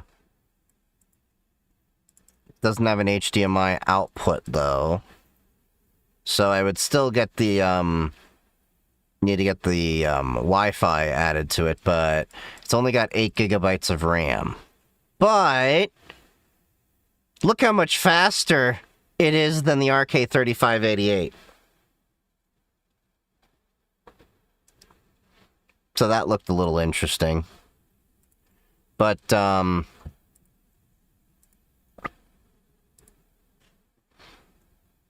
yeah, so like this is what I'm looking at getting in total. It'd be about €926 total. Motherboard upgrade, Wi-Fi for it. I'm gonna just buy a whole new PCB with the brown switches and a keycap set, and then an RJ45 adapter, just so I have another one, and then the improved backplate, just in case we flip back to it. You need the HDMI output. Can't you use a dongle? No, I don't think you understand. You can't use the HDMI in that one. That's what they mean by there's no HDMI output. It physically will not work. So, yeah. When we're talking about these devices, it's not like, oh, just put a dongle in. Yeah. Need a computer science degree, or how did you self-learn? I self-taught by home labbing and tinkering. Okay, so we got that. Alright, let's watch the next video. So that was the Flipper 01. That one, God, was a little bit dry. It was like, buddy, just get to the point. Welcome back to the Papa Meat channel. How you doing? How you doing? Coming in sundown because today we're going to talk about RuneScape. We all have specific games that hold a... Who here in chat has played RuneScape? I did in elementary school. Like OG RuneScape. special place in our hearts, right? I mean, for me, it's basically just Magic the Gathering and League of Legends. And I really, they both make me very sad. I don't know if I want to include this, but if you went back and looked at my search history of things I've said during League, yeah, it probably wouldn't be good. I guess that's special. I feel like I like the idea of games more than actually playing them. Only toxic people play League of Legends. I like Silent Hill, but I don't really ever like actually playing Silent Hill. You know what I mean? I don't know if that makes sense to people, but that's how I feel. But for many people, they spend their formative years playing one of the most popular MMOs of all time, RuneScape. This game stood the test of time, evolving over the years to develop its own unique community and culture. Holy shit, it's actually like become like properly 3D. Today, thousands of people still play the game consistently. It's one There's of a boxing ring? free-to-play MMORPG genre and has inspired many. Wow, that game's really changed. I kind of want to play it, but then I remind myself that I have a life and I like to shower and touch grass. Games that came after it. At a time where new games come and go like clockwork, it's fascinating to see how this relic can still be talked about frequently in the gaming space. And it's because of this that I want to take a deep look into the game and see why are people so obsessed with it. My first exposure over to RuneScape was I was in my friend's basement, very dirty, and his friend, I didn't have internet growing up, so I would get like little spurts of things, and this is one of the spurts of things where they were arguing over who would log into their account, and they were like kind of having a measuring contest on like armor, and I think one of my buddies had like dragon armor, which I think at the time was like, it was a pretty big deal. But yeah, that was a pretty big deal. This is insane. I just like that I could right click somebody and then I could follow them, and then I could type stuff just like you're gay, and it would pop, the little text bubble would pop up. I was like, yeah, back when moderation was really not much of a thing. That's about as far as I got. I had to kill the rats at the beginning, but that's about it. I think the rats killed me. I didn't understand. The old game engine got better with updates. Oh, I bet. financial aspect with gold and trading and markets and stuff. Going into the market on a busy day was like having a panic attack. There were so many like text bubbles popping up. I could barely take it. It was too much for my fragile, tiny mind. Let's take a look at how this game came to be. Because in 1998, Any thoughts on Pop OS 24? I'm waiting for Pop OS 26 that should be out any day. Devious Mud, or Multi-User Dungeon. It was a bare-bones isometric game written in Java that would slowly morph into the game we know as RuneScape. Java is a horrible thing. I'm glad a lot of people don't really develop for it anymore. I understand at the time it was like the thing to build on, but I'm just saying I hate Java. RuneScape, now developed under the company name Jagex? Jagex? Jagex? Jagex. It's like a racial slur, doesn't it?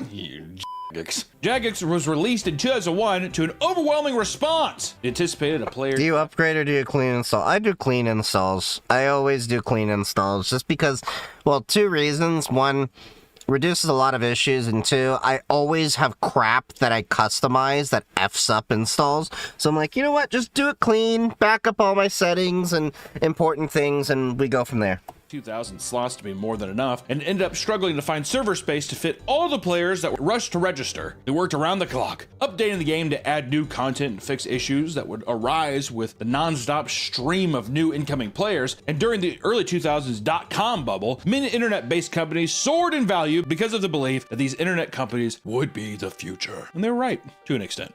I'll put all my money in Enron. I have an Enron t-shirt. Well, eventually, the bubble burst, leading to the intense budget cuts that resulted in RuneScape's website ads being cut down dramatically. This, on top of rising server costs, meant RuneScape was on the verge of shutting down completely. To combat this, they eventually introduced paid memberships too, leading to a whopping 5,000 people joining within the first few days of its launch.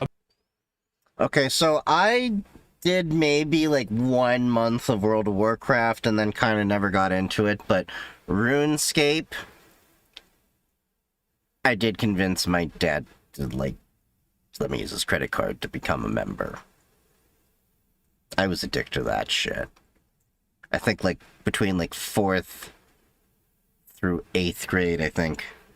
Move that ended up saving them. The game would still be free, but paid members got access to new exclusive future content. You think that they were like in those early days when it was like the Wild West, do you think they were ever like, you can f this game? It was also like, the big thing was, so there were servers that were always like overloaded, and sometimes it was very difficult to find a server that wasn't being used. So when you paid for it, you always had guaranteed, you know, servers that you could access. So yeah. Oh yeah. If you pay for it, you can have sex in this game. I bet you like that's like what you'd hear at school. Yeah, you know, if you pay the $5 membership, you can. I paid $5 and I got a finger a dwarf. I gotta finger a lizard person with my dragon armor. The next big major update was in 2003 with the release of RuneScape 2, featuring a graphical overhaul and brand new mechanics. Wait, when did that happen? I don't remember this. Enhance this experience. RuneScape 3 released in 2013, along old school RuneScape, a separate version of the game that resembled the 2007 version of RuneScape 2. Are you following along? Hello? This was a time... Damn, yeah, I stopped playing with the 2007 version. It's interesting how far they've come. Where the game seemed to be at its peak, as well as being the version with a combat system most players preferred. Old school RuneScape, or OSRS, is easily the most popular version of the game today. So that's where we're at. That's if you didn't know what RuneScape was, and if you still don't know, I don't know I'm supposed to tell you. One of the most iconic things about RuneScape is undoubtedly the existence and mechanics behind the wilderness. Oh yeah, the wilderness. I remember playing this and... I was like, oh my god, this is amazing. I feel like honestly that's what the charm of it is. That it's like a step. You'd go into the wilderness and then get slaughtered by another player, or at least, you know, by some super high level monster, and then you can get your shit back. Choice. If it was all realistic like Guild Wars, who still plays Guild Wars? There's gonna be some asshole. God, I haven't thought about Guild Wars in years. That was the first MMO that I ever played. In RuneScape, there's a portion of the map dedicated to unrestricted PvP content between players. People who traverse this area to fight bosses and collect valuable drops can be obstructed by players. which is, you know, meaning that players can come over and kill you. And, you know, which can be incredibly frustrating to many as you lose most of your items upon death. Yeah. Okay? World of Warcraft don't do that. World of Warcraft doesn't do that. Blizzard's too scared. While some think wilderness PvP is insufferable, others find that this constant stress that this Wild West environment brings to the game is what makes it so unique and exciting. It's like Escape from Tarkov. It's like when I play, it matters. When I traverse the wilderness, it matters. Player killing or PKers are people who seek out players to kill in the wilderness for items, money, or simply for sport. There's a whole community around the idea of PKing, with some people going to elaborate lengths to fool people into entering the wilderness only to be killed immediately. Those are sociopaths. If you're, even in a digital world, if you are going and making time to like lure someone in somewhere to kill them, that's like it's the same as basically being like, my son's killing cats. It's like, Yeah. One man furiously explains how he had weeks of progress destroyed due to the constant abuse from gangs of PKers, which is exactly the kind of post PKers want to see. The honest truth is, when it comes to the whole PK thing, I think it should be a toggle that you should enable. You know, PvP. I think it should always be an option. If you want to do PvP, cool. If not, disable it. Unless you're in a game where that's the sole purpose of it. Because there was a lot of cool things in the wilderness. And I think that was part of the... Yeah, that was part of the reason why I got turned off. Because I was so high level, I needed to go into the wilderness. And I kept getting effed. And I was like, dude, this is no fun. Just feeding them.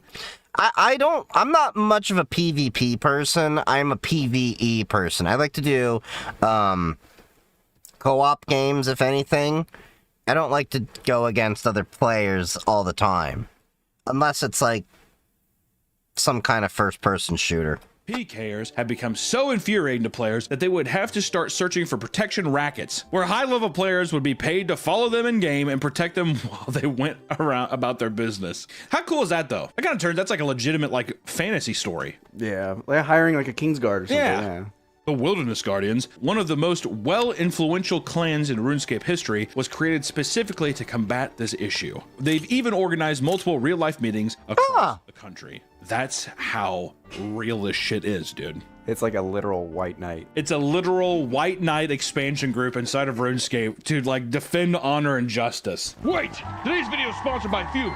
This isn't the only anger-inducing Skip part of the ad. RuneScape. There are many ways to screw over other players. So let's talk about some of the classics. We wanted to set up how people get frustrated, because now we're going to slowly dive into some of the ways that we're taking the meter and just kind of going. We're going with it, right? Sometimes we just start immediately with like a baby death and we have nowhere to go. So What the fuck? It up for you. RuneScape scams, guys. Which one is price manipulation? Okay, yeah, I remember this. Pump and dumps of the time. Yep. These people doing big, like Bitcoin and crypto and pump and dumps work. I mean, this shit's been happening in RuneScape since the dawn of time, dude. People would artificially raise the price of an item in the Grand Exchange, which is the in-game trading system. That's the one I was telling you. It's a panic attack, whatever, just to sell them off and make a massive profit in-game gold. Not even in real life gold. Maybe sometimes, because you can trade stuff, or there's transactional stuff where it's like, I'll buy gold off you. But this is just people being like, look at my digital. Yeah, there are whole digital services to buy gold and stuff. RuneScape, beggars are simply low-level players that pester others for gold and items. Some are more experienced and will dress and act in ways that make people feel enough pity to willingly give them better items. I just want to say dress in-game. And I don't know if psychologically they're just like, look at her, I feel bad. Oh, yeah. When this fails, beggars will follow high-level players and constantly harass them until they leave the world, or give them something just to end the confrontation. I used to beg in WoW at the crossroads. Never worked. I don't know, what would you beg for? Is it just gold? What would you get with the gold? I needed gold to pay for my mount. Can you just do quests for gold? Well, back in the day, it was, I don't know, maybe I just sucked, but it was hard to get gold. I could see you being a person where it's very much just like, I don't want to have to do the quest. I just want to, can someone just give me gold so I can get my pony? Another scam. I can understand that though too. Inexperienced players are unaware that you can just trim any armor set you want to add decorations to it. Because of this, people will offer free armor trimming to low-level players and trick them into handing over valuable armor for this service. As soon as they receive it, they log out the game and you won't see that ever again. Shit happens. Or Damn. the double money scam, a type of trust trade in which players claim that they will double your money by exploiting a supposed glitch. The new player gives them gold. This is a scam that's done in real life. life. Victim buys into the scam, he trades a ton more money, only for the scammer to log off. It's a classic bit. I put in 811K. Now, I remember that was a scam going on, and I used to fuck with the scammers because I would get their money and then do it one time and then walk away. And I kept doing that. It was so funny getting them frustrated. They're like, hey, you don't want to do it again? I'm like, no, I got enough money, thank you. But you got to do it again. No, I don't. No, I don't. And I got his 4.3 mil, and he has no idea that he just got scammed. I mean, yay, and he's gonna say, again, can you double me again? Because this guy is an idiot. Total, I'm telling you, these are sociopaths being made, and these are children doing it. Kids are smart, dude. They're devious, aren't they? Jesus Christ, I gotta bleep that. Or we could talk about free membership scams. Experienced players will trick people into thinking that if they give their login credentials, they'll buy them a free RuneScape paid membership. Bruh. Really? And as soon as they buy into this, they get their account stolen. Throughout RuneScape's long history, there have been infamous groups and events that have cemented itself in the gamer's lore. One of the most well-known examples is undoubtedly the Falador Massacre. Okay. I like how we could talk about RuneScape in the same way that you could talk about American history. Like medieval history or something. Like it's like the Boston Tea Party or the This is a thing that happens in a lot of MMOs, though. There's like such lore that gets built up over time from players playing it that, you know, like, yeah.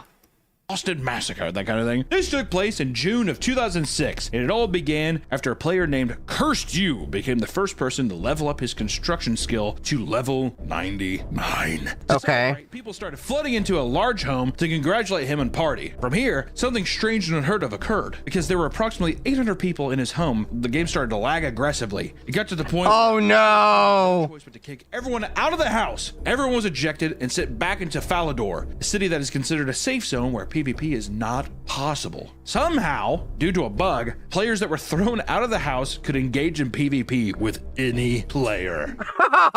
Oh no! Falador. Oh my god! This resulted in a massacre where players began abusing the bug to take out as many people as they could and steal their valuable loot. Because people thought they were safe for the celebration, many had incredibly valuable items equipped at the time. And at one point, a player had lost one of their party hats in the carnage, an exclusive item from 2001 event that later became one of the most rare and most valuable items in the game. Some of these items are worth thousands of real life dollars, okay? Wish I still had my account. I'd be kind of impressed to see how much money my stuff would be worth now. He's like, that was my kid's tuition. Out the door! My retirement was a goddamn hat! In the end, the bug was fixed, but there was little that they could do to return people's lost items. Rolling back the game would affect too many people that were not affected by the carnage. It's awesome. Literally reads like a piece of like, doesn't it? Yeah, you got kicked out of a... We could have looked at the logs of what they actually had at the time and granted them the items that they had. party and everyone got drunk and killed each other. I mean, you are the developer and you had a bug that effed up.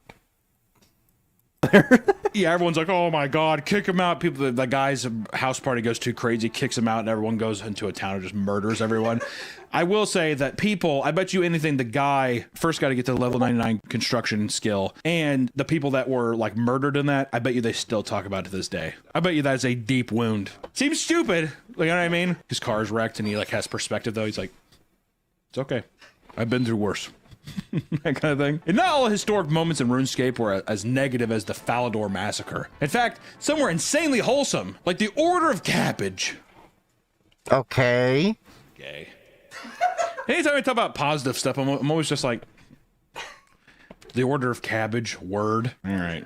The Order of Cabbage was a RuneScape cult that spawned from the mind of Black Bane, a user that decided to actively collect cabbages, an incredibly low-value item. From 2004, he had picked 100,000 cabbages and started noticing people joining in out of pure curiosity. Eventually, he created the Order of Cabbage, recruiting around 20 people and dressing up in identical robes as they continued picking in groups. Over time, as the cult became more publicly known, hundreds of people had joined them. Oh, Jesus! Organized cabbage picking patterns to clear fields as efficient as possible. The little diagram is so stupid. Not only that, but they even started an annual event called Help a Noob Day, in which members would give free armor to new players and help them around the game. Entire fan sites were created, as well as pieces of lore Okay. explain the backstory of the cult, which became essentially their Bible. Now, 37, Backbane looks back on this time in his life and gives some takeaways from the whole experience, saying, quote, Don't try to change the world. Start with making one small change in your life and commit to doing it every day. I think he said that on Like picking cabbage in a game. It's almost like an Abe Lincoln quote or some shit. It's like after he got shot in the back of the head. That's, it is very Thoughts on Meshtastic versus Meshcore. I know there's a live Meshtastic field where we're at. I actually have 2 LilyGo T Echo Pluses. My everyday one is already flashed with Meshtastic. This one's going to be flashed with Meshcore. And then I have some other LoRa devices that I'm going to get ready for Reticulum. But, yeah, so I'm going to play with both, because apparently around Dayton, they have a shit ton of Meshcore. And then I'll see, once I get my head wrapped around Meshcore, getting a solar node up so I can extend my Meshcore range. wholesome. Does that, you know what kind of does, though? Which is, this is up. I want to say this is a good thing. All that. But I just want to say, too, I feel like if people heard that and they were like, we're trying to get in the game, they'd be like, help a noob day? What the f, dude? You know what I mean? People, things survive when it's hell. That's how games survive. That's how people get hooked in for the lols.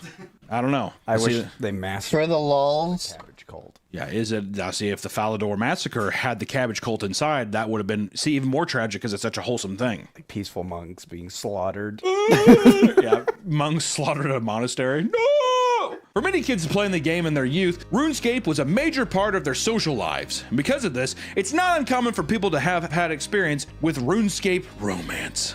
Yep. There's always romance in MMOs. His wife on an MMO RPG, one of my buddies, and they're still together this day, and they have 2 beautiful kids. How crazy is that? It was more common than you think. Back then, too, I remember even back in the day, the whole thing was if you were a guy talking to someone, you're like, you realize you're getting scammed by a guy, right? You know what I mean? No one believed it. Nowadays, I feel like it'd be normal. If you're sitting there, oh yeah, I met her online. I feel like it's way more normal than it used to be. And like in the early 2000s, fuck. Well, there's only like 2% of women playing video games back then. Exactly. Angels. Saints. Many people have made posts reminiscing about how they met their first romantic partner in RuneScape, which ranged from short and innocent to an elaborate means to rob them of their gold. Regardless, Jesus. use the game in order to meet women, to the point where there are even full-on guides that explain the methods of doing so. These guides Wait, what? locations to find women in the game. There's pickup guides for RuneScape.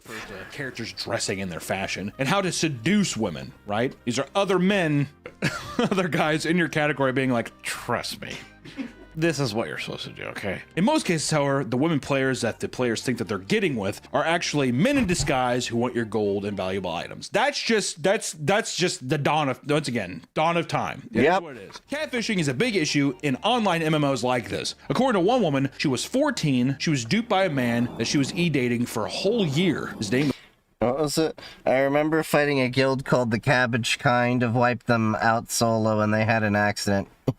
was Cody Jones, a supposed 16-year-old bad boy surfer from California that she was introduced to by her RuneScape clan, which is awesome. Oh, I think I heard of this story. Yeah. I love the idea of like one of those like sprites walking over and it's like, what's up, I'm Cody Jones. I love to surf. I'm from California. He was introduced to her as the little brother of their clan leader, John. They would become so close that after a year of dating, her mother let her fly to Turns out to be an old dude or something like that. California to spend the day with him at Disneyland. And when she arrived, suddenly, Cody and members of his family, who were also in the guild, stopped responding to her. After a long stretch of radio silence, she received a text that read, "Hey Amanda, it's Jess. Cody's in the hospital. He tried to kill himself with a bottle of pills. He won't be around for a while." Whoa. I just want to say, poor little girl. Can you imagine? Mickey's just like, you want a picture? You want a picture, little girl? And she thinks she's like, Cody, what happened? A year later, Cody explained that because he lied about his appearance, he felt ashamed and tried to take his own life. He told her that he was actually 3 years older than her, and both eventually agreed to meet up for real. He looked nothing like his photos. He appeared far older and had 2 hearing aids. She tried to Bruh. see past his appearance, and they ended up kissing that night. The more time they spent I think he was an old fuck. together, the weirder things got. He would outright refuse to let her see his ID when she asked about it, which that's already bad. When you're 14 or 15, you're like, can I see your ID? To have that Hearing aids, I mean, people can have hearing impairments. No, I ate it. Or he'd be like, what? Huh? How old are you picturing? Like, do you think receding hairline? I'm picturing a guy in his early... Of course, TikTok just restricted my live for 10 minutes. 40s that is like, has had some genetic issues, whatever. So he's like, maybe... Yeah, the ID thing is horrible. Like, I straight up have a requirement that I, you know, if I know for a fact, not like know for a fact, but if like I look at you and I see you're young, I want to see like some kind of ID to make sure you're at least like of age, like mid-20s. That's like my low end for me now that I'm as old as I am. Balding or the hearing, that kind of thing. I'm thinking early 40s. I'm putting my bets on early 40s. Eventually, she confronted him about it, only to find out that Cody was actually John, the clan leader, and was actually What? a man operating multiple fake accounts. He had Like I said, it's an old fuck. I'm an old fuck. All right? lied to her for Isn't she like 16? forging hospital documents to trick her into thinking he'd attempted to take his own. Jesus. That's some like catfish 101 type shit. Hey, I have this really cute friend I think that you'd be interested in if you want to talk to him. You don't want a trophy wife? I don't want a 16-year-old. What the hell? No. The problem with like a lot of the people that like go and date these 18-year-olds or that is you know, if they'd go if they could, they would go younger. It's one of those things. Like, look, 18 might be legal, but I'm like 34. What the fuck am I going to have in common with an 18-year-old? At least get like some life experience coming in your mid-20s. If you're younger than that, you're basically a fucking kid to me. Yeah, definitely. Hey. I'm John's bro, Cody. I'm John's little brother Cody. I'm young. And I'm bad. I feel bad, man. I feel bad for the little girl. And also, probably since then, once again, learning experience. Next time she's in a game and she sees like a dragon guy come up to her, she's probably just like, no. She's like, I only play Madden now. Another thing that people have noticed about in regard to RuneScape romance is cybersex. Oh, God. Discuss innocent examples of cybering in RuneScape, like having one character stand on top of another for a few seconds, which is How pathetic do you have to be to do this kind of shit? What the hell? which is all the boys need. Yeah. Which this seems fairly harmless, right? Some people took things to the extreme, though, in an attempt to make it a large profit. It was revealed that RuneScape had an active cybersex market, and one player noticed that a specific world in the game has a high population of characters soliciting cybersex through alt accounts. I like how it's just... What? This is a thing? It's literally Shinjuku, Japan. It's just like a red district. So, like, I like how RuneScape has their own red district, red light district. He claims that there are loads of female accounts who also use the game as means to sell graphic videos of themselves to other players for gold. Through conversations with other informed players, he discovered that there were entire clans filled with accounts that would trade insane amounts of gold for these services. And it gets much more dark considering the odds that minors are reaching out to these Property of blank, please. Making what? accounts and having actual conversations with Weak loser ready to be taken advantage of by beautiful women. people far older than them. Also, too, it's probably men I would assume a lot of them are men getting just like videos off the internet and selling it in that kind of way, but still it's just like such a gross, weird role play behavior, that kind of stuff. But yeah. A fair amount of like of age people were just like, yeah, what else would you do? Would you spit on my back? Turns his character around and the little text bubble kind of pops up. It's like, star, spit, star. Believe it or not, there are many cases of people committing crimes within RuneScape that have led to confrontations with the police in real life. I just want to clarify that. Yeah, I just want to make Wait, crimes in RuneScape that ended up... Wait, what? I'm gonna have to listen to this. What? Game like halt. Joshua Brandon Paloa was arrested at the age of 19 after making death threats against someone over RuneScape. Oh. At one point, he claimed that he would level his local high school in Mississippi, and that he couldn't wait to... How original. ...blow brains out of skulls. Some guy who goes to high school during the exchange and stuff still. Transfer all my gold out. Transfer my gold. Days after, That is a lot of game separate account to main some pan. guilty and was thrown in jail for 6 years. That's a hefty. I Damn. wonder if there's more elaborate, if like it was something where 6 years is just crazy.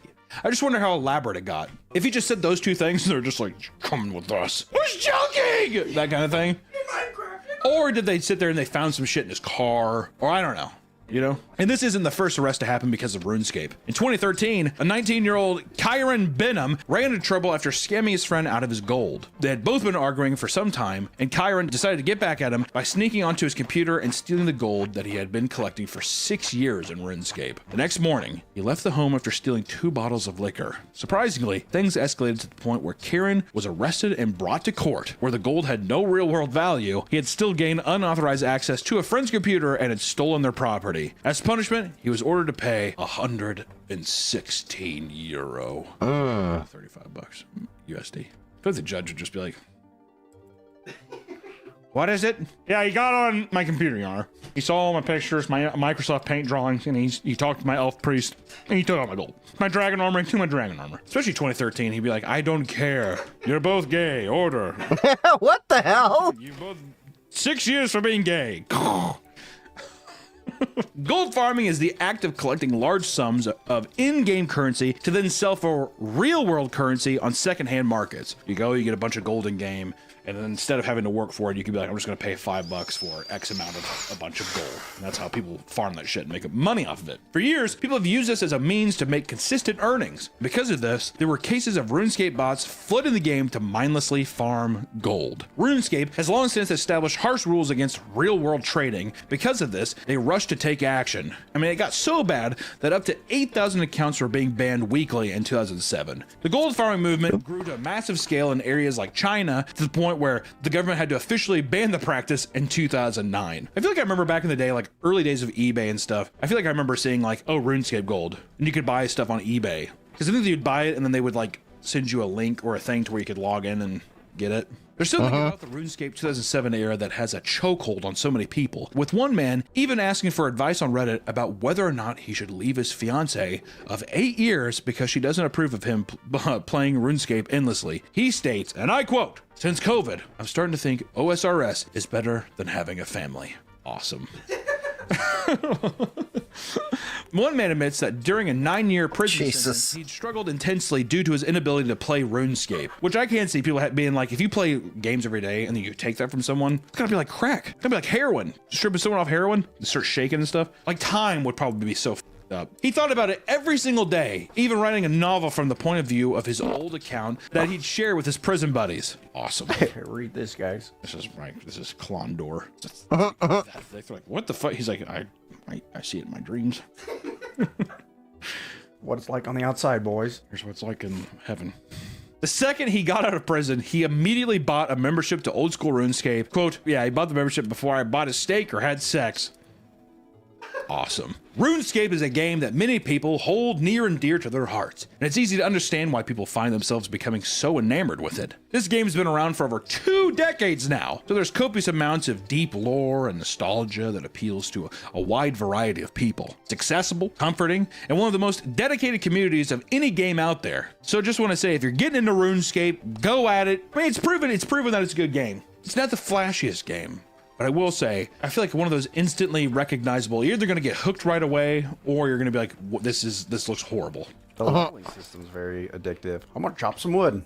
Oh, yes! Yeah, it's also kind of turn your brain off and like you could be chatting with friends. I don't know. It's a classic game. Haven't talked about it in a while. It was nice going down this road, but you know, don't gamble your life away and don't threaten to like school or some shit like that. You think you'll be all right. So until next time, guys, we will see you in the next one.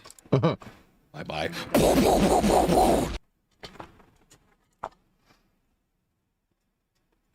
All right, let's see. What's the next video? And while we were doing that, I ordered some other upgrades for my U console. That you know, the little device that I'm doing for radio. So it's gonna have an AC 1200 in there. And then also gonna be adding a what do you call it? NVMe in, so I can do logging and everything. So I'll show you what I just bought on the side. So this is the NVMe board. All right. So that's basically just the battery holder with an NVMe. And then the other thing I bought is this AC 1200 card. The reason why is I can get better networking capabilities, and I can do monitor mode. So that should turn my U console into a serious powerhouse of a Tinker device. So next video, the Pebble is back. The Pebble Time Watch. It's coming back. Fitbit is buying Pebble for... Oh, we're going backwards for the ones we have, and then I'll... of equals. While Fitbits will likely get smarter software in the coming years, the world will almost certainly never see another Pebble. Boo. That was me from December 2016, writing an obituary for a smartwatch I'd first slapped on in 2013, the one that effectively launched the entire smartwatch category. Well, 9 years later, It's kind of amazing to think that Pebble kicked off the whole smartwatch thing the way they did. I'm happy to report that I was wrong, because Pebble is back. And not via some kind of licensing trickery, either. Instead, Pebble's founder, Eric Maciejowski, recovered the trademark, convinced Google to open source the original software, and cobbled together the bare minimum of bucks and bodies needed to build a new generation of Pebbles. The result is the closest thing to a tech time capsule I've seen in a while. A smartwatch with a soul that dates back nearly 15 years. Made for people who've spent the time in between yearning for what they'd lost. The thing that was so great about the Pebble was it didn't have all the bullshit a lot of the smartwatches have now today. Like, they always have, like, so many different features on it. It's like, I just need it to do this. Mr. Mobile, and it's Pebble time. 2.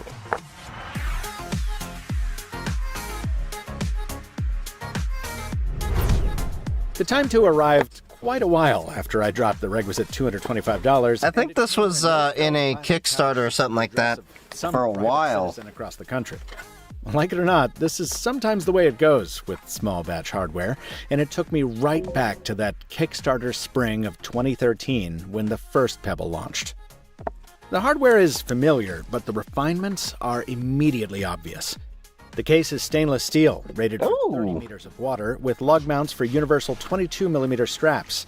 I opted for the blue silicone to kind of lean into the whimsy, but the Pebble subreddit is full of much cooler examples. 4 textured buttons dot the sides, and unlike the pushers on some previous Pebbles, these are also steel, not rubber-coated keys destined to decay away. The charger is this cute little ingot that accepts a Type-C cable and magnetically attaches to the terminals on the back. Yeah, if this is familiar, it's because it's unchanged from the older generation. Oh, they really haven't updated that? From a keychain. Power it up and scan the QR code, and you'll get onboarded in a surprisingly simple, painless process. At least on Android. There is an iOS app, but I can't speak to how well it works. Now, if you've gotten accustomed to the sleek, shiny, tiny computers offered by the big names in wearables over the past decade or so, you can probably tell that this is not one of those. There's no NFC for mobile payments, no GPS, Right. no 4G or satellite radios. The watch face is not a brilliant, blinding OLED or LCD, but a 1.5-inch e-paper display capable of rendering just 64 colors. Because you didn't need more than that. But it's for apps to use instead of phone calls. There's a touch layer in the display, but it's not yet utilized by Pebble OS. And while there is a heart rate sensor and basic health tracking, this isn't a fitness tracker. Not really.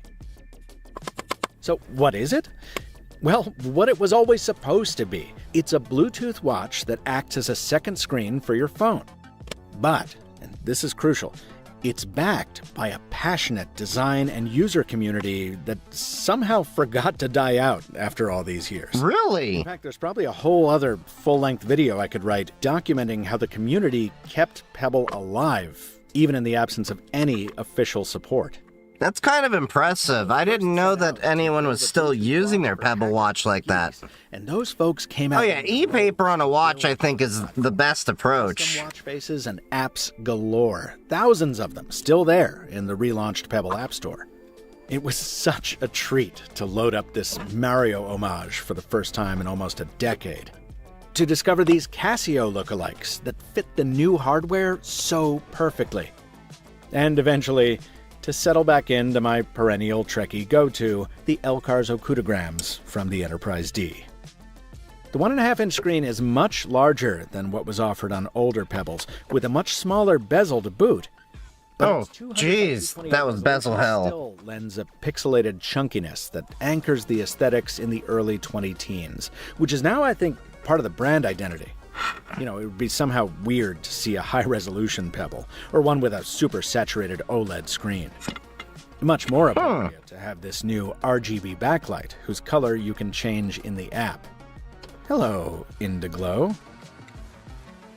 Now, the ad hoc nature of the ecosystem does lead to occasional letdowns, like these scaling issues or having to visit an website to buy a license for a watch face. Wait, what? But I think that friction is a reasonable price to pay for access to this vast archive of indie talent.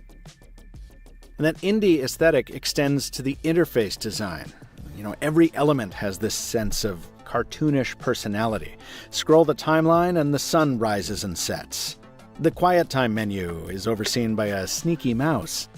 Clear all notifications and they'll go through a paper shredder. Those notifications come in on time and at maximum verbosity, I'm happy to report. I can read long texts or emails and even... Oh yeah, there's a e-paper monitor that is for sale on Crowd Supply. I was looking at it. Best in class. That is definitely a thing, assuming you don't want to try our luck on the standby line at Tavern for the burger.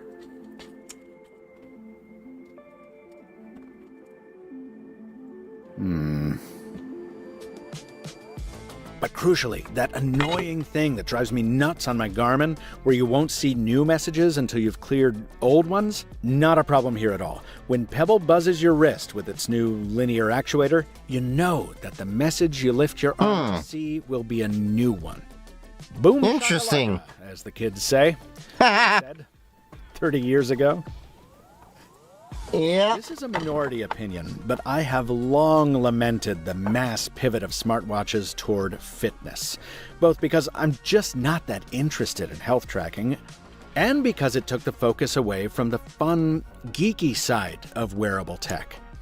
That made the 2016 sale of Pebble to Fitbit all the more ignominious. And the Yeah, I can see that. corporate Goliaths to infect smartwatches with as much AI as phones are being packed with does not make me feel any better. Yeah, Selfishly, I agree with that very statement. glad to have Pebble back. Now, in other areas, the age of the design and its sort of bootstrapped reboot work against the product. How Don't get me so? wrong, I'm a huge fan of e-paper. It's the most readable screen for bright sunlight, it's always on by default, and it sips power. I think that we should be using e-ink for a lot more things. Those problems were much bigger back in 2013. These days, I almost never have an issue seeing the text on my Pixel or Apple Watch.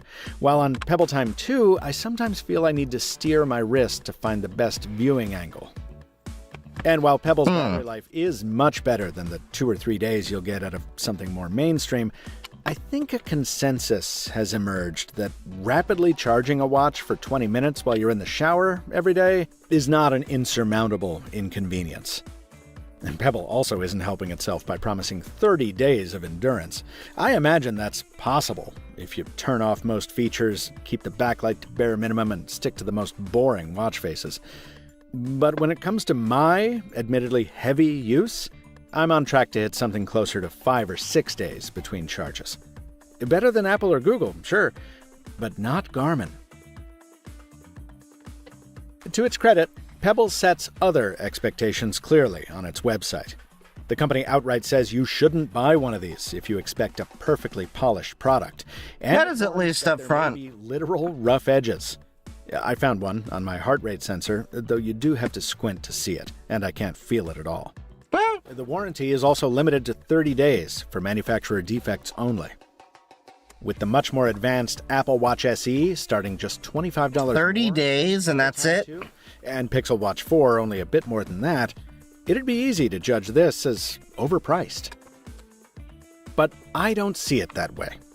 To me, these are predictable compromises faced by a small batch manufacturer that understands its limitations and wants to be honest about them. Led by a founder who understands all too well the consequences of scaling too quickly with too broad a vision. Mijakovsky calls the Pebble Time 2 and the upcoming Pebble Round 2 labors of love.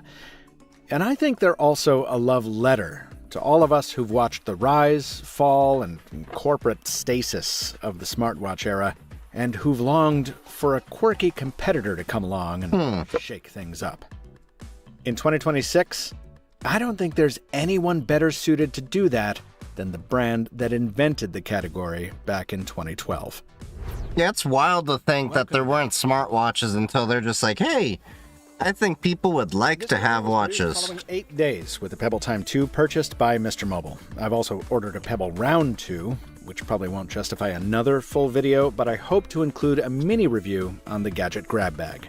Mr. Mobile never gives manufacturers copy approval rights, editorial input, or an early preview of reviews. Pebble is seeing this for the first time right alongside you.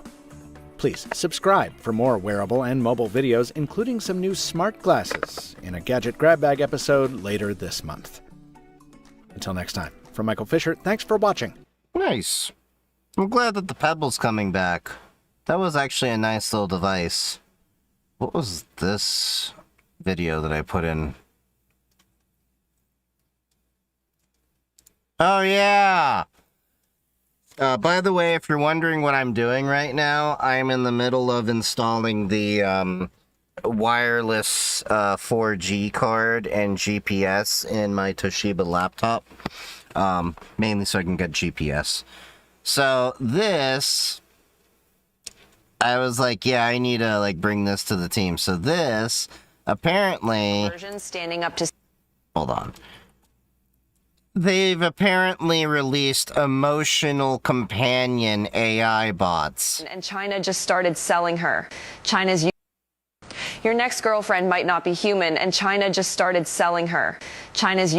This is really, like, scary, because I was joking only a few months ago that some of y'all are basically just a download away from getting a personality into a real doll and then having a sex doll with brains, basically.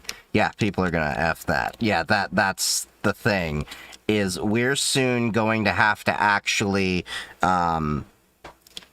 contemplate that there are going to be people that are going to have relationships with their actual robots, whether we like it or not. And that is something, yeah. Money down there, what could eat? Getting money in the daytime, even get it when I sleep. Wake up to getting bread, bitch, I do this for the streets. ADHD. Just subscribed. Hey, thank you for the sub over there. Happy hacking, buddy. I don't know why it didn't print out the paper. Am I out of, paper? I might be. Where's the... Oh. Ah, here we are. It got stuck. There's paper.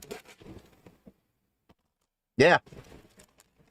Thank you for the Prime sub there. Appreciate you. Happy hacking. But, yeah. Imagine if possible make them act like animals. Tech has opened humans already act like animals. Calls the world's first full-size, ultra-bionic humanoid robot built for emotional companionship.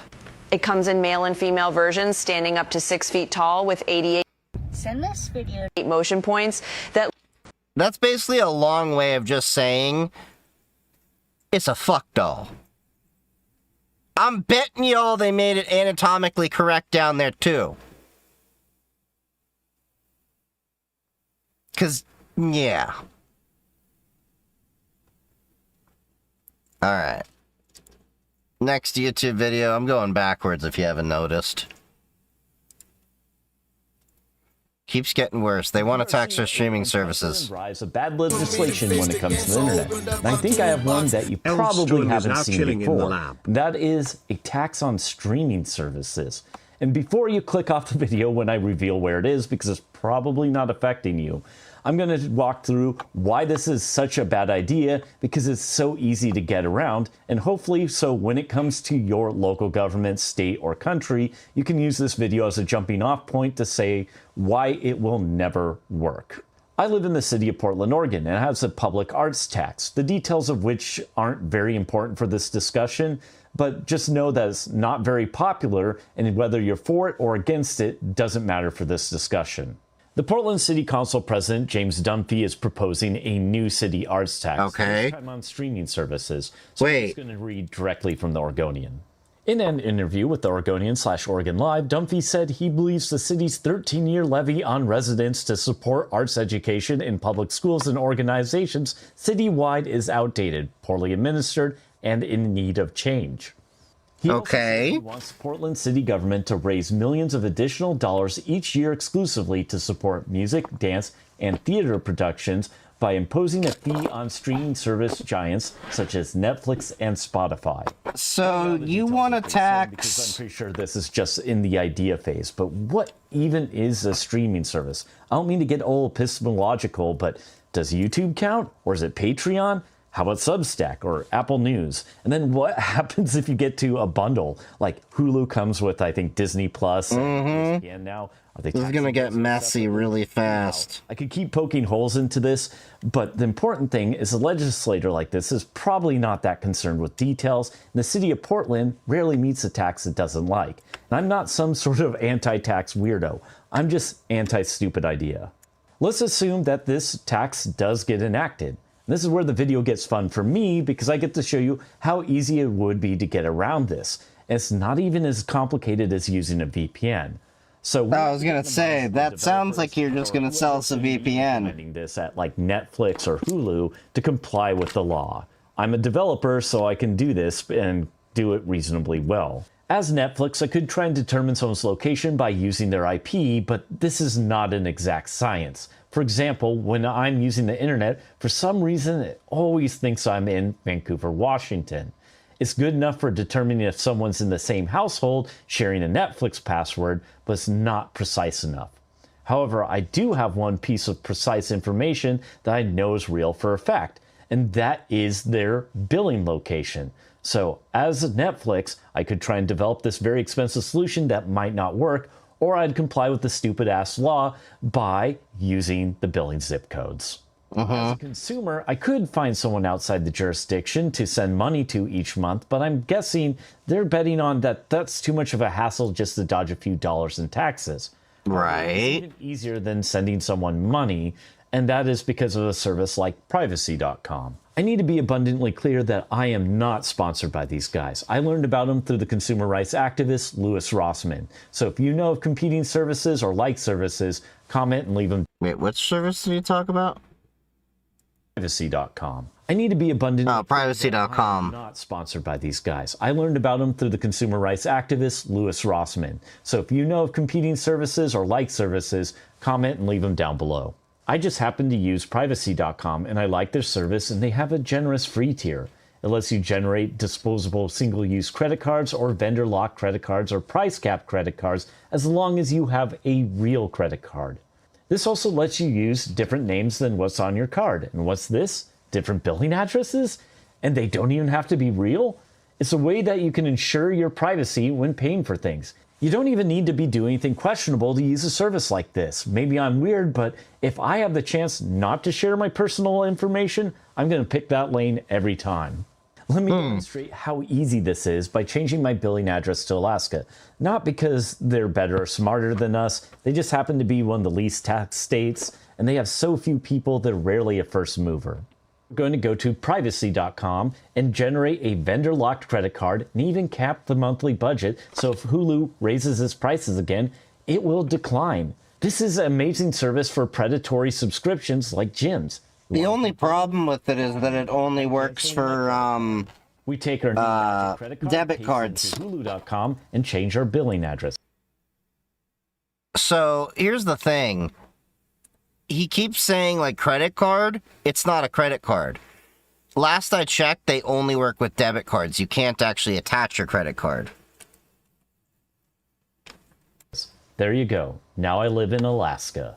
This is the classic example of the road to hell being paved with good intentions, as governments are right now actively contributing to the shitification of the internet through poorly thought out laws like age verification. Yep. These are the sort of brain dead laws that only benefit the big players, as there's just no way a scrappy upstart can navigate the maze of legal regulations. It just came out that Facebook, or aka Meta, is one of the biggest funders of age verification laws. Why is that? Of course, this also helps de-anonymize the internet, which is beneficial to big business and governments. Right now, California wants to put age verification in the operating systems. Like, how's that even going to work? There's Linux, and who's to say... I think California already changed their approach. And of course, there are states trying to get rid of VPNs, which is also, how is that going to work? There's actually legitimate business uses for these things. I can just spin one up by renting a VPS. What are you even doing? If Portland wants to have a city art tax, fine. But if you're trying to legislate this by taxing things on the internet, you're just actively contributing to the shitification of the internet, which I previously stated, and just giving the upper hand to the corporations that already are controlling our lives. I want to thank everyone who watched this video to the end. The link to the original article in the Oregonian is in the description. Jamie Dunphy, if you're out there, hit me up. I'll respond. I'm happy to talk through this. Man, the difference between debit and credit cards. Yeah, there is a huge difference. There is a huge difference between a debit and a credit card. A debit card is directly tied into a account that has money. A credit card is working on credit from another company. A debit card, if you have a case of fraud, is a pain in the ass. That money is still tied up until you are cleared and it's proven that it was actually fraud. So you may not have it for months. Whereas a credit card, your legal liability maximum federally in the United States is $50. If it ever happens that way. You have a lot more protections on a credit card than you do a debit card. They are completely different in how they operate on the back end of things.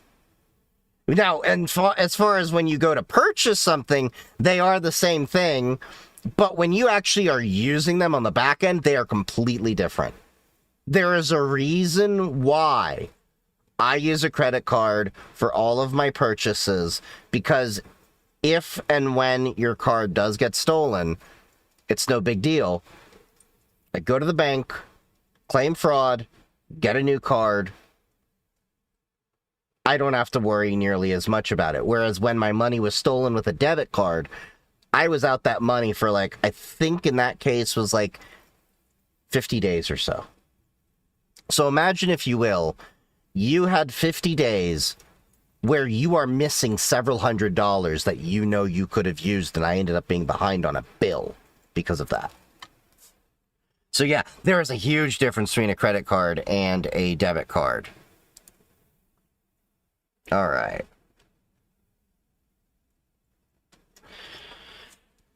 Next video.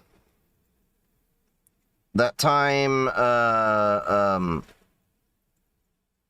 debit card can't be a pain in the ass because it is much safer in general. No, a debit card is actually not safer.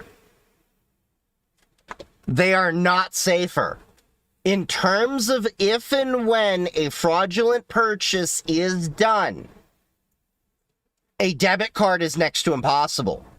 Your money is still, like I said, tied up. Whereas my credit card, I call, there's nothing, I'm not held liable for anything. The burden of proof for a debit card is also, it feels like a lot harder when I deal with that. Not to mention, credit cards have a lot more benefits than debit cards in terms of points and things like that. Not everyone is a credit card person. And not everyone should have a credit card. But there are definitely advantages to having a credit card. And the protections around credit versus debit is one of them. What is my favorite Linux distro? I mean, I use like Cubes and Pop OS and other stuff like that. All right. What's this video that Hans sent over?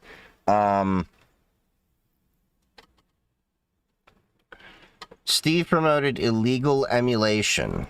I think I have something you want to see. Check this out. This exceptionally low-quality video clip is surprisingly relevant to today.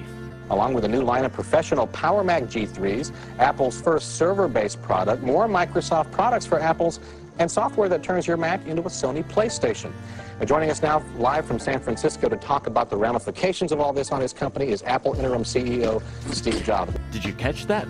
They're talking about Sony PlayStation emulation in 1999. So, and you know, you mentioned also this new product from Connectix, which lets your Mac play Sony PlayStation games. Again, you can really? This on Windows at this point. This feels more... I kind of didn't realize they did this. More relevant than ever before in light of Nintendo suing the popular emulator Yuzu. If you don't care about the backstory and just want to see the emulator in action, use the chapters. Connectix VGS has a level of infamy and is probably the most important lawsuit in the history of not only Mac gaming, but emulation as well, as it went to the US Court of Appeals 9th Circuit in the case Sony v. Connectix. And we'll get there later. First, a bit of history. Connectix VGS was created by Aaron Giles, an early member of the MAME project. Aaron is pretty much a certified genius when it comes to emulation. He was originally hired to work on Connectix Virtual PC, a Windows emulator, and as someone who actually owned it back in 1998, I can tell you it was both very impressive and somewhat disappointing. Aaron's interest in gaming meant he was aware of the budding PlayStation emulation scene that was starting to be developed in the late 1990s. Aaron sensed the opportunity because he knew that the PlayStation games could be read by standard CD-ROMs, so he pitched the idea of a PlayStation emulator to the management. Soon his ultra-talented co-worker Eric Trott, original author of Virtual PC, joined Aaron on his side project. After some time, they had a prototype that had serious promise. Connectix was feeling pretty bold, so they approached Sony of America to partner with them to use the BIOS. Sony, in their infinite wisdom, responded by sending a cease and desist. Wait, what? Perturbed and continued development, and they decided they could just reverse engineer Sony's BIOS instead. Reverse engineering BIOS has a bit of a storied history in computing, as several companies like Compaq and Columbia Data Products reverse engineered IBM's BIOS, creating the IBM-compatible PC marketplace, although in clean room conditions. CVGS was such a killer app, it caught the attention of Apple and Steve Jobs, and it ended up in the Macworld Expo. It's the most popular game machine in the world. Wouldn't it be great if we could play some of those titles too? Well, at Macworld today, Connectix is introducing the Virtual Game Station. It is software.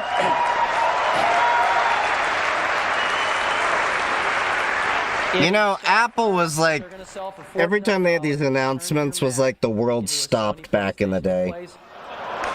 A few hundred.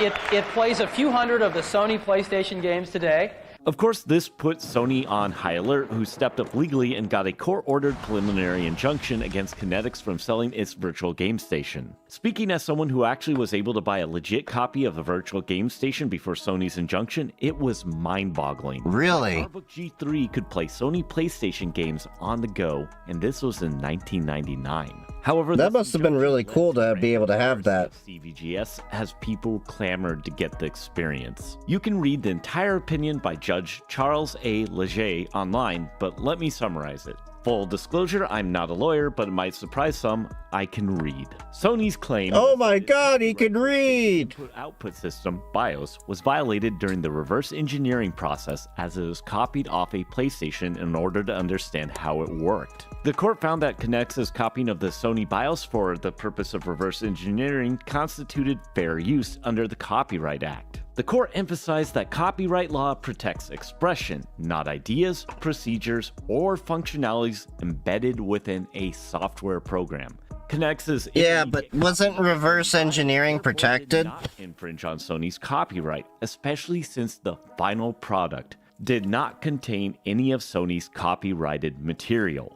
Additionally, the court also addressed Sony's claim that Connectix VGS tarnished the PlayStation trademark. The court found insufficient evidence to support the claim that the quality difference between games played on VGS and the PlayStation console negatively impacted the PlayStation trademark. Consequently, the court reversed the district court's grant of a preliminary injunction against Connectix and remanded the case, concluding that Connectix's actions were protected under the fair use doctrine. Yep. Constitute trademark tarnishment. Sony tried again to take it to the Supreme Court, which decided not to hear the case.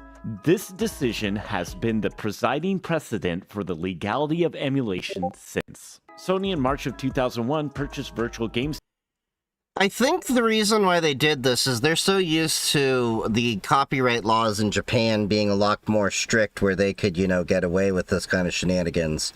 But yeah, on another note, I got those two tiny wires into the GPS, the Quectel 4G modem that I'm going to be using, because I needed GPS in this laptop as well for my ham radio needs. Had this little dummy PCB board in there that got in the way, but it's a dummy just holding onto those wires. And then I had to look up where the colors go in. But yeah. Station from Connectix, where it became one of the most beloved applications on macOS or Windows and releasing countless improvements. Wait, that's not right. Oh, here it is. They promptly shelved it and it never saw the light of day again. By 2003, Connectix would be mostly defunct, with properties like QuickCam being sold to Logitech and Virtual PC being sold to Microsoft. Really? Aaron would go on to have a very long career as a Windows kernel developer at Microsoft. Eric continues to work at Microsoft till this day. Connectix VGS was and still is very impressive, as it emulated the Sony PlayStation library nearly perfect and loaded games faster than the PlayStation. You can still download it today on abandonware websites like Macintosh Garden and the Macintosh Repository, and use the mod chip hack version that allowed for burned copies of games to be played. Obviously, Sony didn't like this. Also, there is a Windows version, and it's on archive.org, but as a Apple-focused channel, I'm not going to demo it. Once installed, we can take a PlayStation game and enjoy it. VGS is efficient. It doesn't take much to run it. The target computer was the original 233 MHz iMac G3. Modern PlayStation emulation can be achieved multiple ways under macOS and Windows. The easiest way under macOS is to use OpenEMU.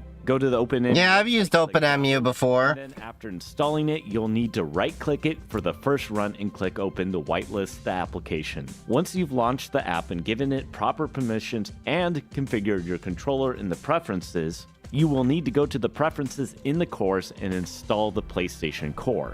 Just click install and it'll do its thing. The last piece you'll need is the PlayStation BIOS for this to work, which you'll have to find on your own.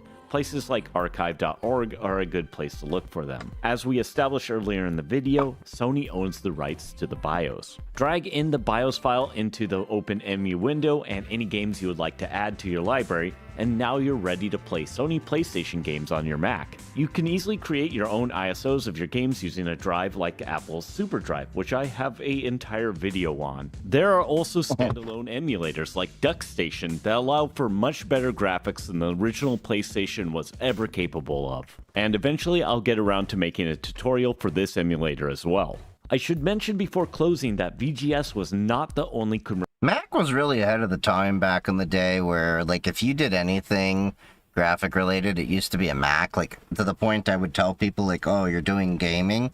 Go get a Mac. My, how far they've fallen. commercial PlayStation emulator, as Bleem was the emulator that sort of existed. If you're interested in full-fledged emulation tutorials, I have ones for the PlayStation 2, PlayStation 3, or Xbox. If you would like to know more about the history of Kinetics VGS, I suggest checking out Aaron Giles' blog. Other sources for making this video are linked in the description. Also, a quick thank you to Quinn's Tech Corner for taking a photo of a keyboard for this video. You can find links to his channel in the description as well. Also, I would like to thank my Patreon members for helping me lose a little less money on my hobby. Cheers and thanks for watching. All right, so apparently the AI bubble is absolutely... Okay, let's see what the next video is. And also, I can't see the wireless card in here.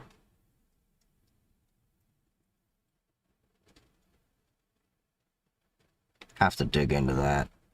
Okay, so this might be the last video for the night. Why everyone is wearing wired headphones again.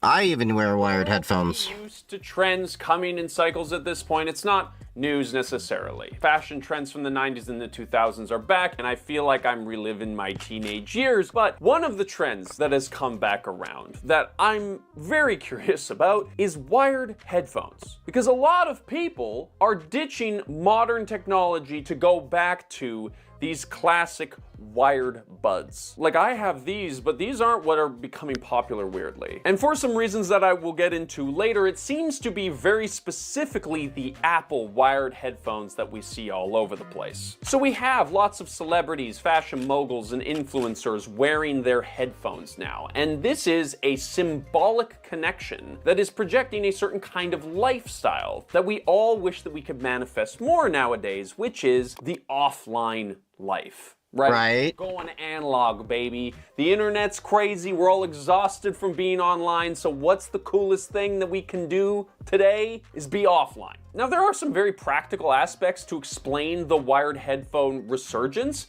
It's way more affordable, it works better in a lot of cases than Bluetooth headphones, and it might sound better to the audiophile community. But the true reason why it is so popular today is because it gives the wearer a sort of implied offline aura. Right?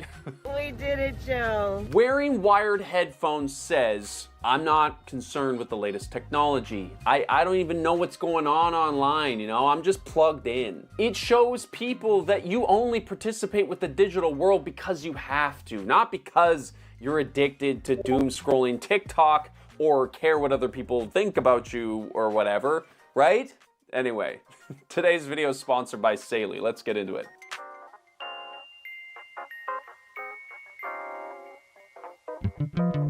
So when Lou, Matthew, and I started talking about this trend, we were kind of skeptical, I would say, as to whether or not this was anything truly noteworthy. But as we looked into it, the list of celebrities that have been seen talking about or wearing these wired headphones is kind of surprising. And then the real clincher was, we started to notice them in the real world. And I challenge you, the next time you go outside, if you do that, look around and you will be surprised, I think, to find that, like, not an insignificant percentage of the people in the real world have wired headphones in right now.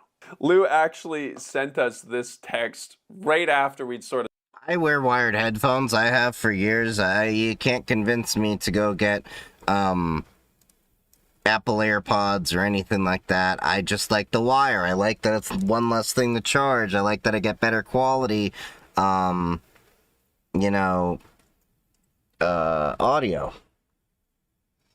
Trying to get the modem working in this guy. Wait, guys, I think we might actually be onto something. Because it is one thing to see a bunch of viral videos online about a product that's having a moment or whatever, to see a Google trend chart that happens to confirm your suspicion. But when you start seeing a real pattern emerge in the real world, you know that something fundamental has happened. And this is one of the more interesting layers to this trend, which is that it's kind of anti-consumerism in nature. Like, it's not something trendy that people are going out to buy. It's an old thing that people are pulling out of their drawers that they forgot they even owned. Like, Apple's stock is not going through the roof because people are buying these simple wired headphones. People aren't lining up outside of stores trying to buy them and resell them on the internet to make money. It's got a sort of weird ubiquity that makes them the symbol that they are. Do you know what I'm saying? Apple wired headphones have sort of become the mason jars of tech. Like, everyone has them, they don't care about them particularly, but they're so practical and useful that they're everywhere. We also have an episode about mason jars if you want to watch me rant about mason jars for 20 minutes. This is why it's such a widespread thing, because basically anyone can afford them, and a lot of people already own them. So influencers and celebrities who are wearing them in a performative way do it because this normal everyday product makes them seem more normal and approachable. Because look, they're just like us, boop, just me and my $20 headphones walking to my Bugatti. But all of this aside, there is a very functional reason why these headphones have come back in and stayed. And I've wanted to rant about this for a very long time, which is the fact that Bluetooth technology actually just sucks. It's not good. Okay? I totally agree with that. We live in an online world nowadays, and you just need certain things in order to function in it, most crucially, the internet. So when you are traveling internationally, you want to stay connected too, and you don't always have an accessible Wi-Fi spot around, but when you've got an eSIM, you can count on a stable internet connection wherever you go, and that's why we are working with Saley, an eSIM service app that allows you to avoid unexpected roaming fees with plans available almost everywhere around the world. It's an awesome service. I recommended it to my in-laws when they were traveling in Europe just recently, and apparently it worked really well. What do you know? A sponsor on the internet that's genuinely useful and helpful in 2026. You gotta love to see it. So not only is it convenient in its daily use case, but it saves. Now I really wish that I could just say that Why do you have 4 different search engines? Just use Opera. Opera GX is a piece of shit, and it collects a shit ton of data on you. Opera has been bullshit for years. Doesn't collect any data. Opera GX is not open source. That is a common misconception. They are not open source. They may use open source components, but they themselves are not open source. Opera GX is garbage. No. The reason why wired headphones are coming back is because people hate Bluetooth technology so much. They're all like me, they share my opinion, and that's awesome. Sadly, that is not the full story here, but first let me validate your instincts and mine, because yes, Bluetooth technology does suck. One of my most frustrating Bluetooth experiences is in the car, because if you and your wife or partner or whatever have oh god, that's so annoying when you have it connected and it, yeah. Phones that sync up to the car, it's just like a roulette every single time as to who's it's going to connect to, and then somebody gets a phone call and then their phone connects to the car while you're driving, and there's just like absolute chaos every single time. But I'm not the only one complaining about this. Reddit has multiple threads of people demanding answers, which is just fantastic. I scrolled through it for a while I was researching. One of my favorites. I have to use a Bluetooth headset from my work laptop and it fails 1 out of 5 days for no reason. Oh yeah, I remember the weird math and jumping through hoops you had to do to get your headset working with your work computer often. Like, that's crazy. This is a modern piece of technology. Now, there is some journalistic sources that are talking about this as well. CNN had an article called "Why Bluetooth Remains an Unusually Painful Technology After 2 Decades." So why does Bluetooth suck? A great question, which I am happy to. Because originally it was designed to replace RS-232 serial. It was never really designed for the things that we're using it for today. Solve for you, so you don't have to do the Googling yourself. The article goes on to explain that the frequency that Bluetooth works on is used by a lot of other stuff. Yep, so 2.4 gigahertz. But also, the pairing method has to be kind of cumbersome because there's a big security risk with this kind of technology. Yep. So that's the short and boring factual answer.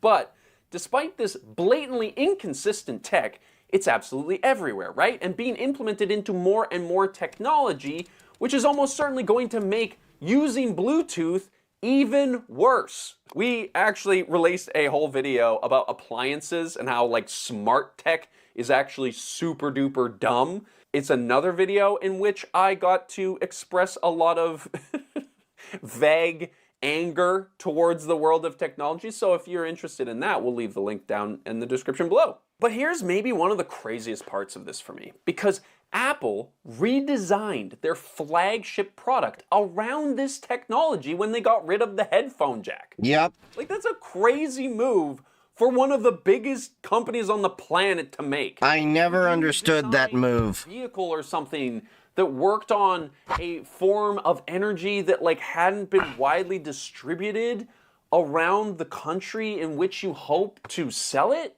You know, like, you wouldn't do that, right? Because that wouldn't work all that well. That's why I don't own a freaking electric car and why I resent buying AirPods. It was a mistake. Now, I do have to say that Apple typically does things a little better than most, and they have improved their connectivity between their AirPods and their other Apple products by using these new chips, and the whole system is just rather well integrated for the most part, but even in this case, it's still not perfect. But apparently, none of this is an issue because AirPods and other Bluetooth devices are still incredibly popular and are only expected to become more common. It has I'm not going to use them since the first AirPods were released. I know, feels like it was just yesterday. But in those 10 years, we've gone from tech obsessed to tech exhausted. We are all constantly online, and it's shaping consumer habits in a bunch of very interesting ways. But in particular, it has created this offline movement. This is something that we talked about in a video we made about the analog bag trend, basically these bags of hobbies that are offline that you do in order to try and get yourself to be offline more. Because in our constantly online world, there is more and more people gravitating to these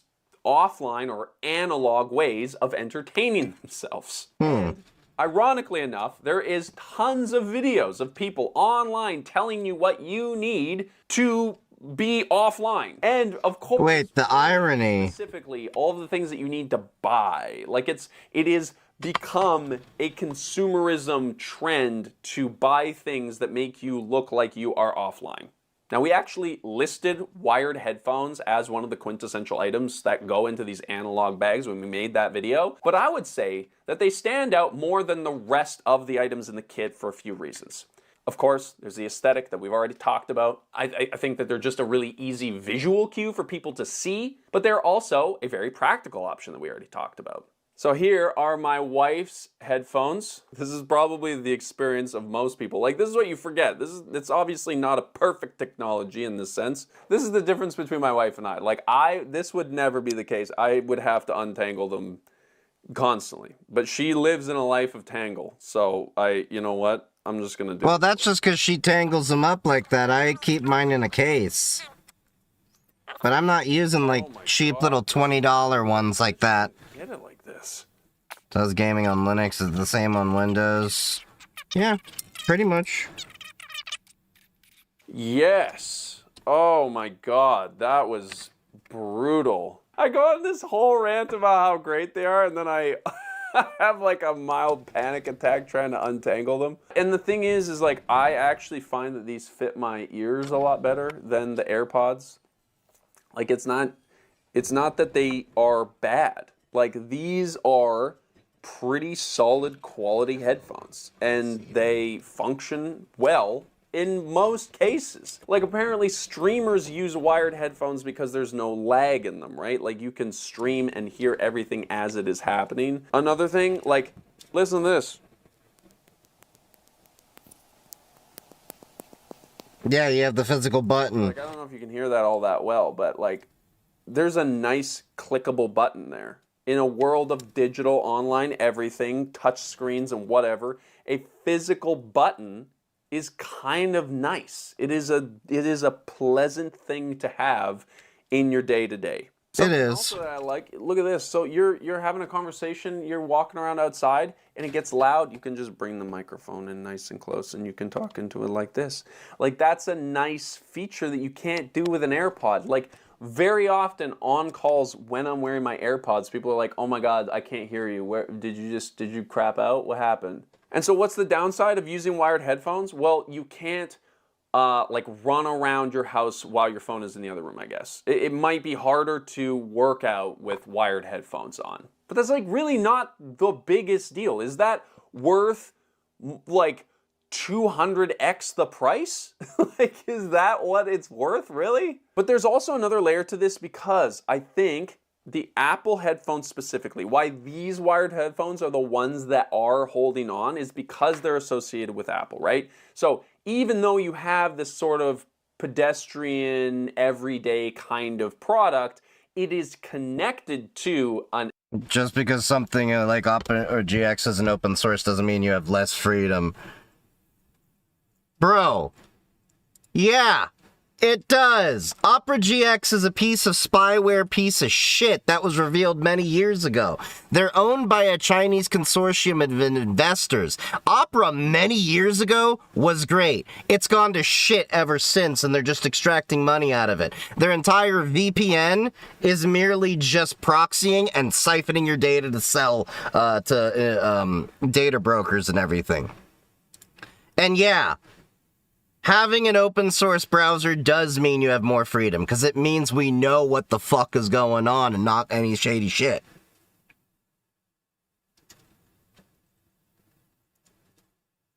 And yeah, for a search engine, if I were doing that, I'd be using was it CRXNG, search engine XNG, how that is.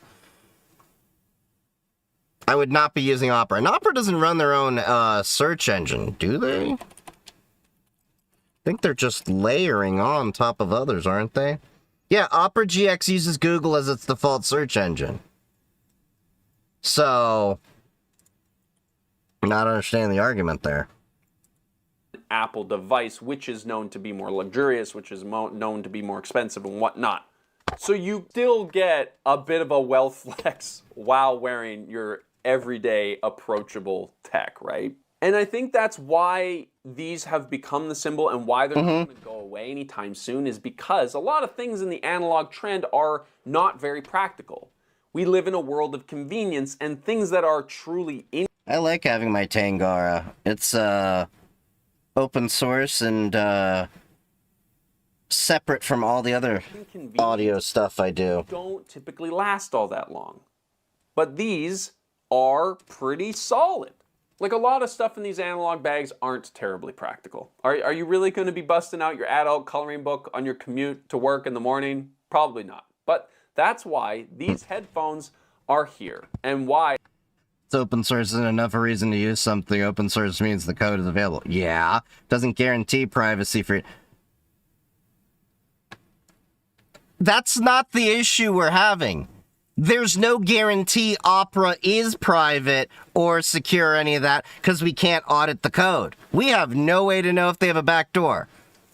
That's what we mean, is that when a company says we're, private and we're secure, our code is open, you can verify it. That's what we're talking about. Google's Chromium is open sourced.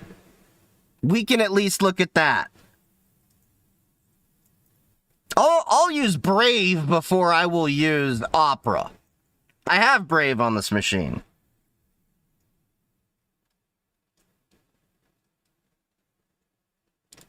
I don't think that they're going anywhere anytime soon. Thank you so much for watching. If the real question is, what does the software do and who does it serve? Then that means all the more that you should be using open source software. Because how else would you know, is the software doing specifically what you're asking it to do? And is it only serving you, or is it serving your data up on a hot plate for data brokers? And I'm going to have to figure out why this laptop is not seeing the WAN card in here. Or the wireless cell card. Is Brave open source? Brave is open source. In fact, my mentor was a former project manager over there. Are subscribed. We will see you next week for another upload. Nice. But yeah, I like my wired headphones. I use the Linsol 7Hz Timeless AEs. They're great. Why is there badges every Sunday now? What do you mean badges every Sunday? I don't know what you mean by badges. You're sure there aren't three-letter agencies that have made a backdoor? How do we know? Because we use open source. The entire community can audit open source code. Every single piece of software people say that they use so that they can, you know, avoid having backdoors, like you literally just called out, is relying on open source software and open source hardware.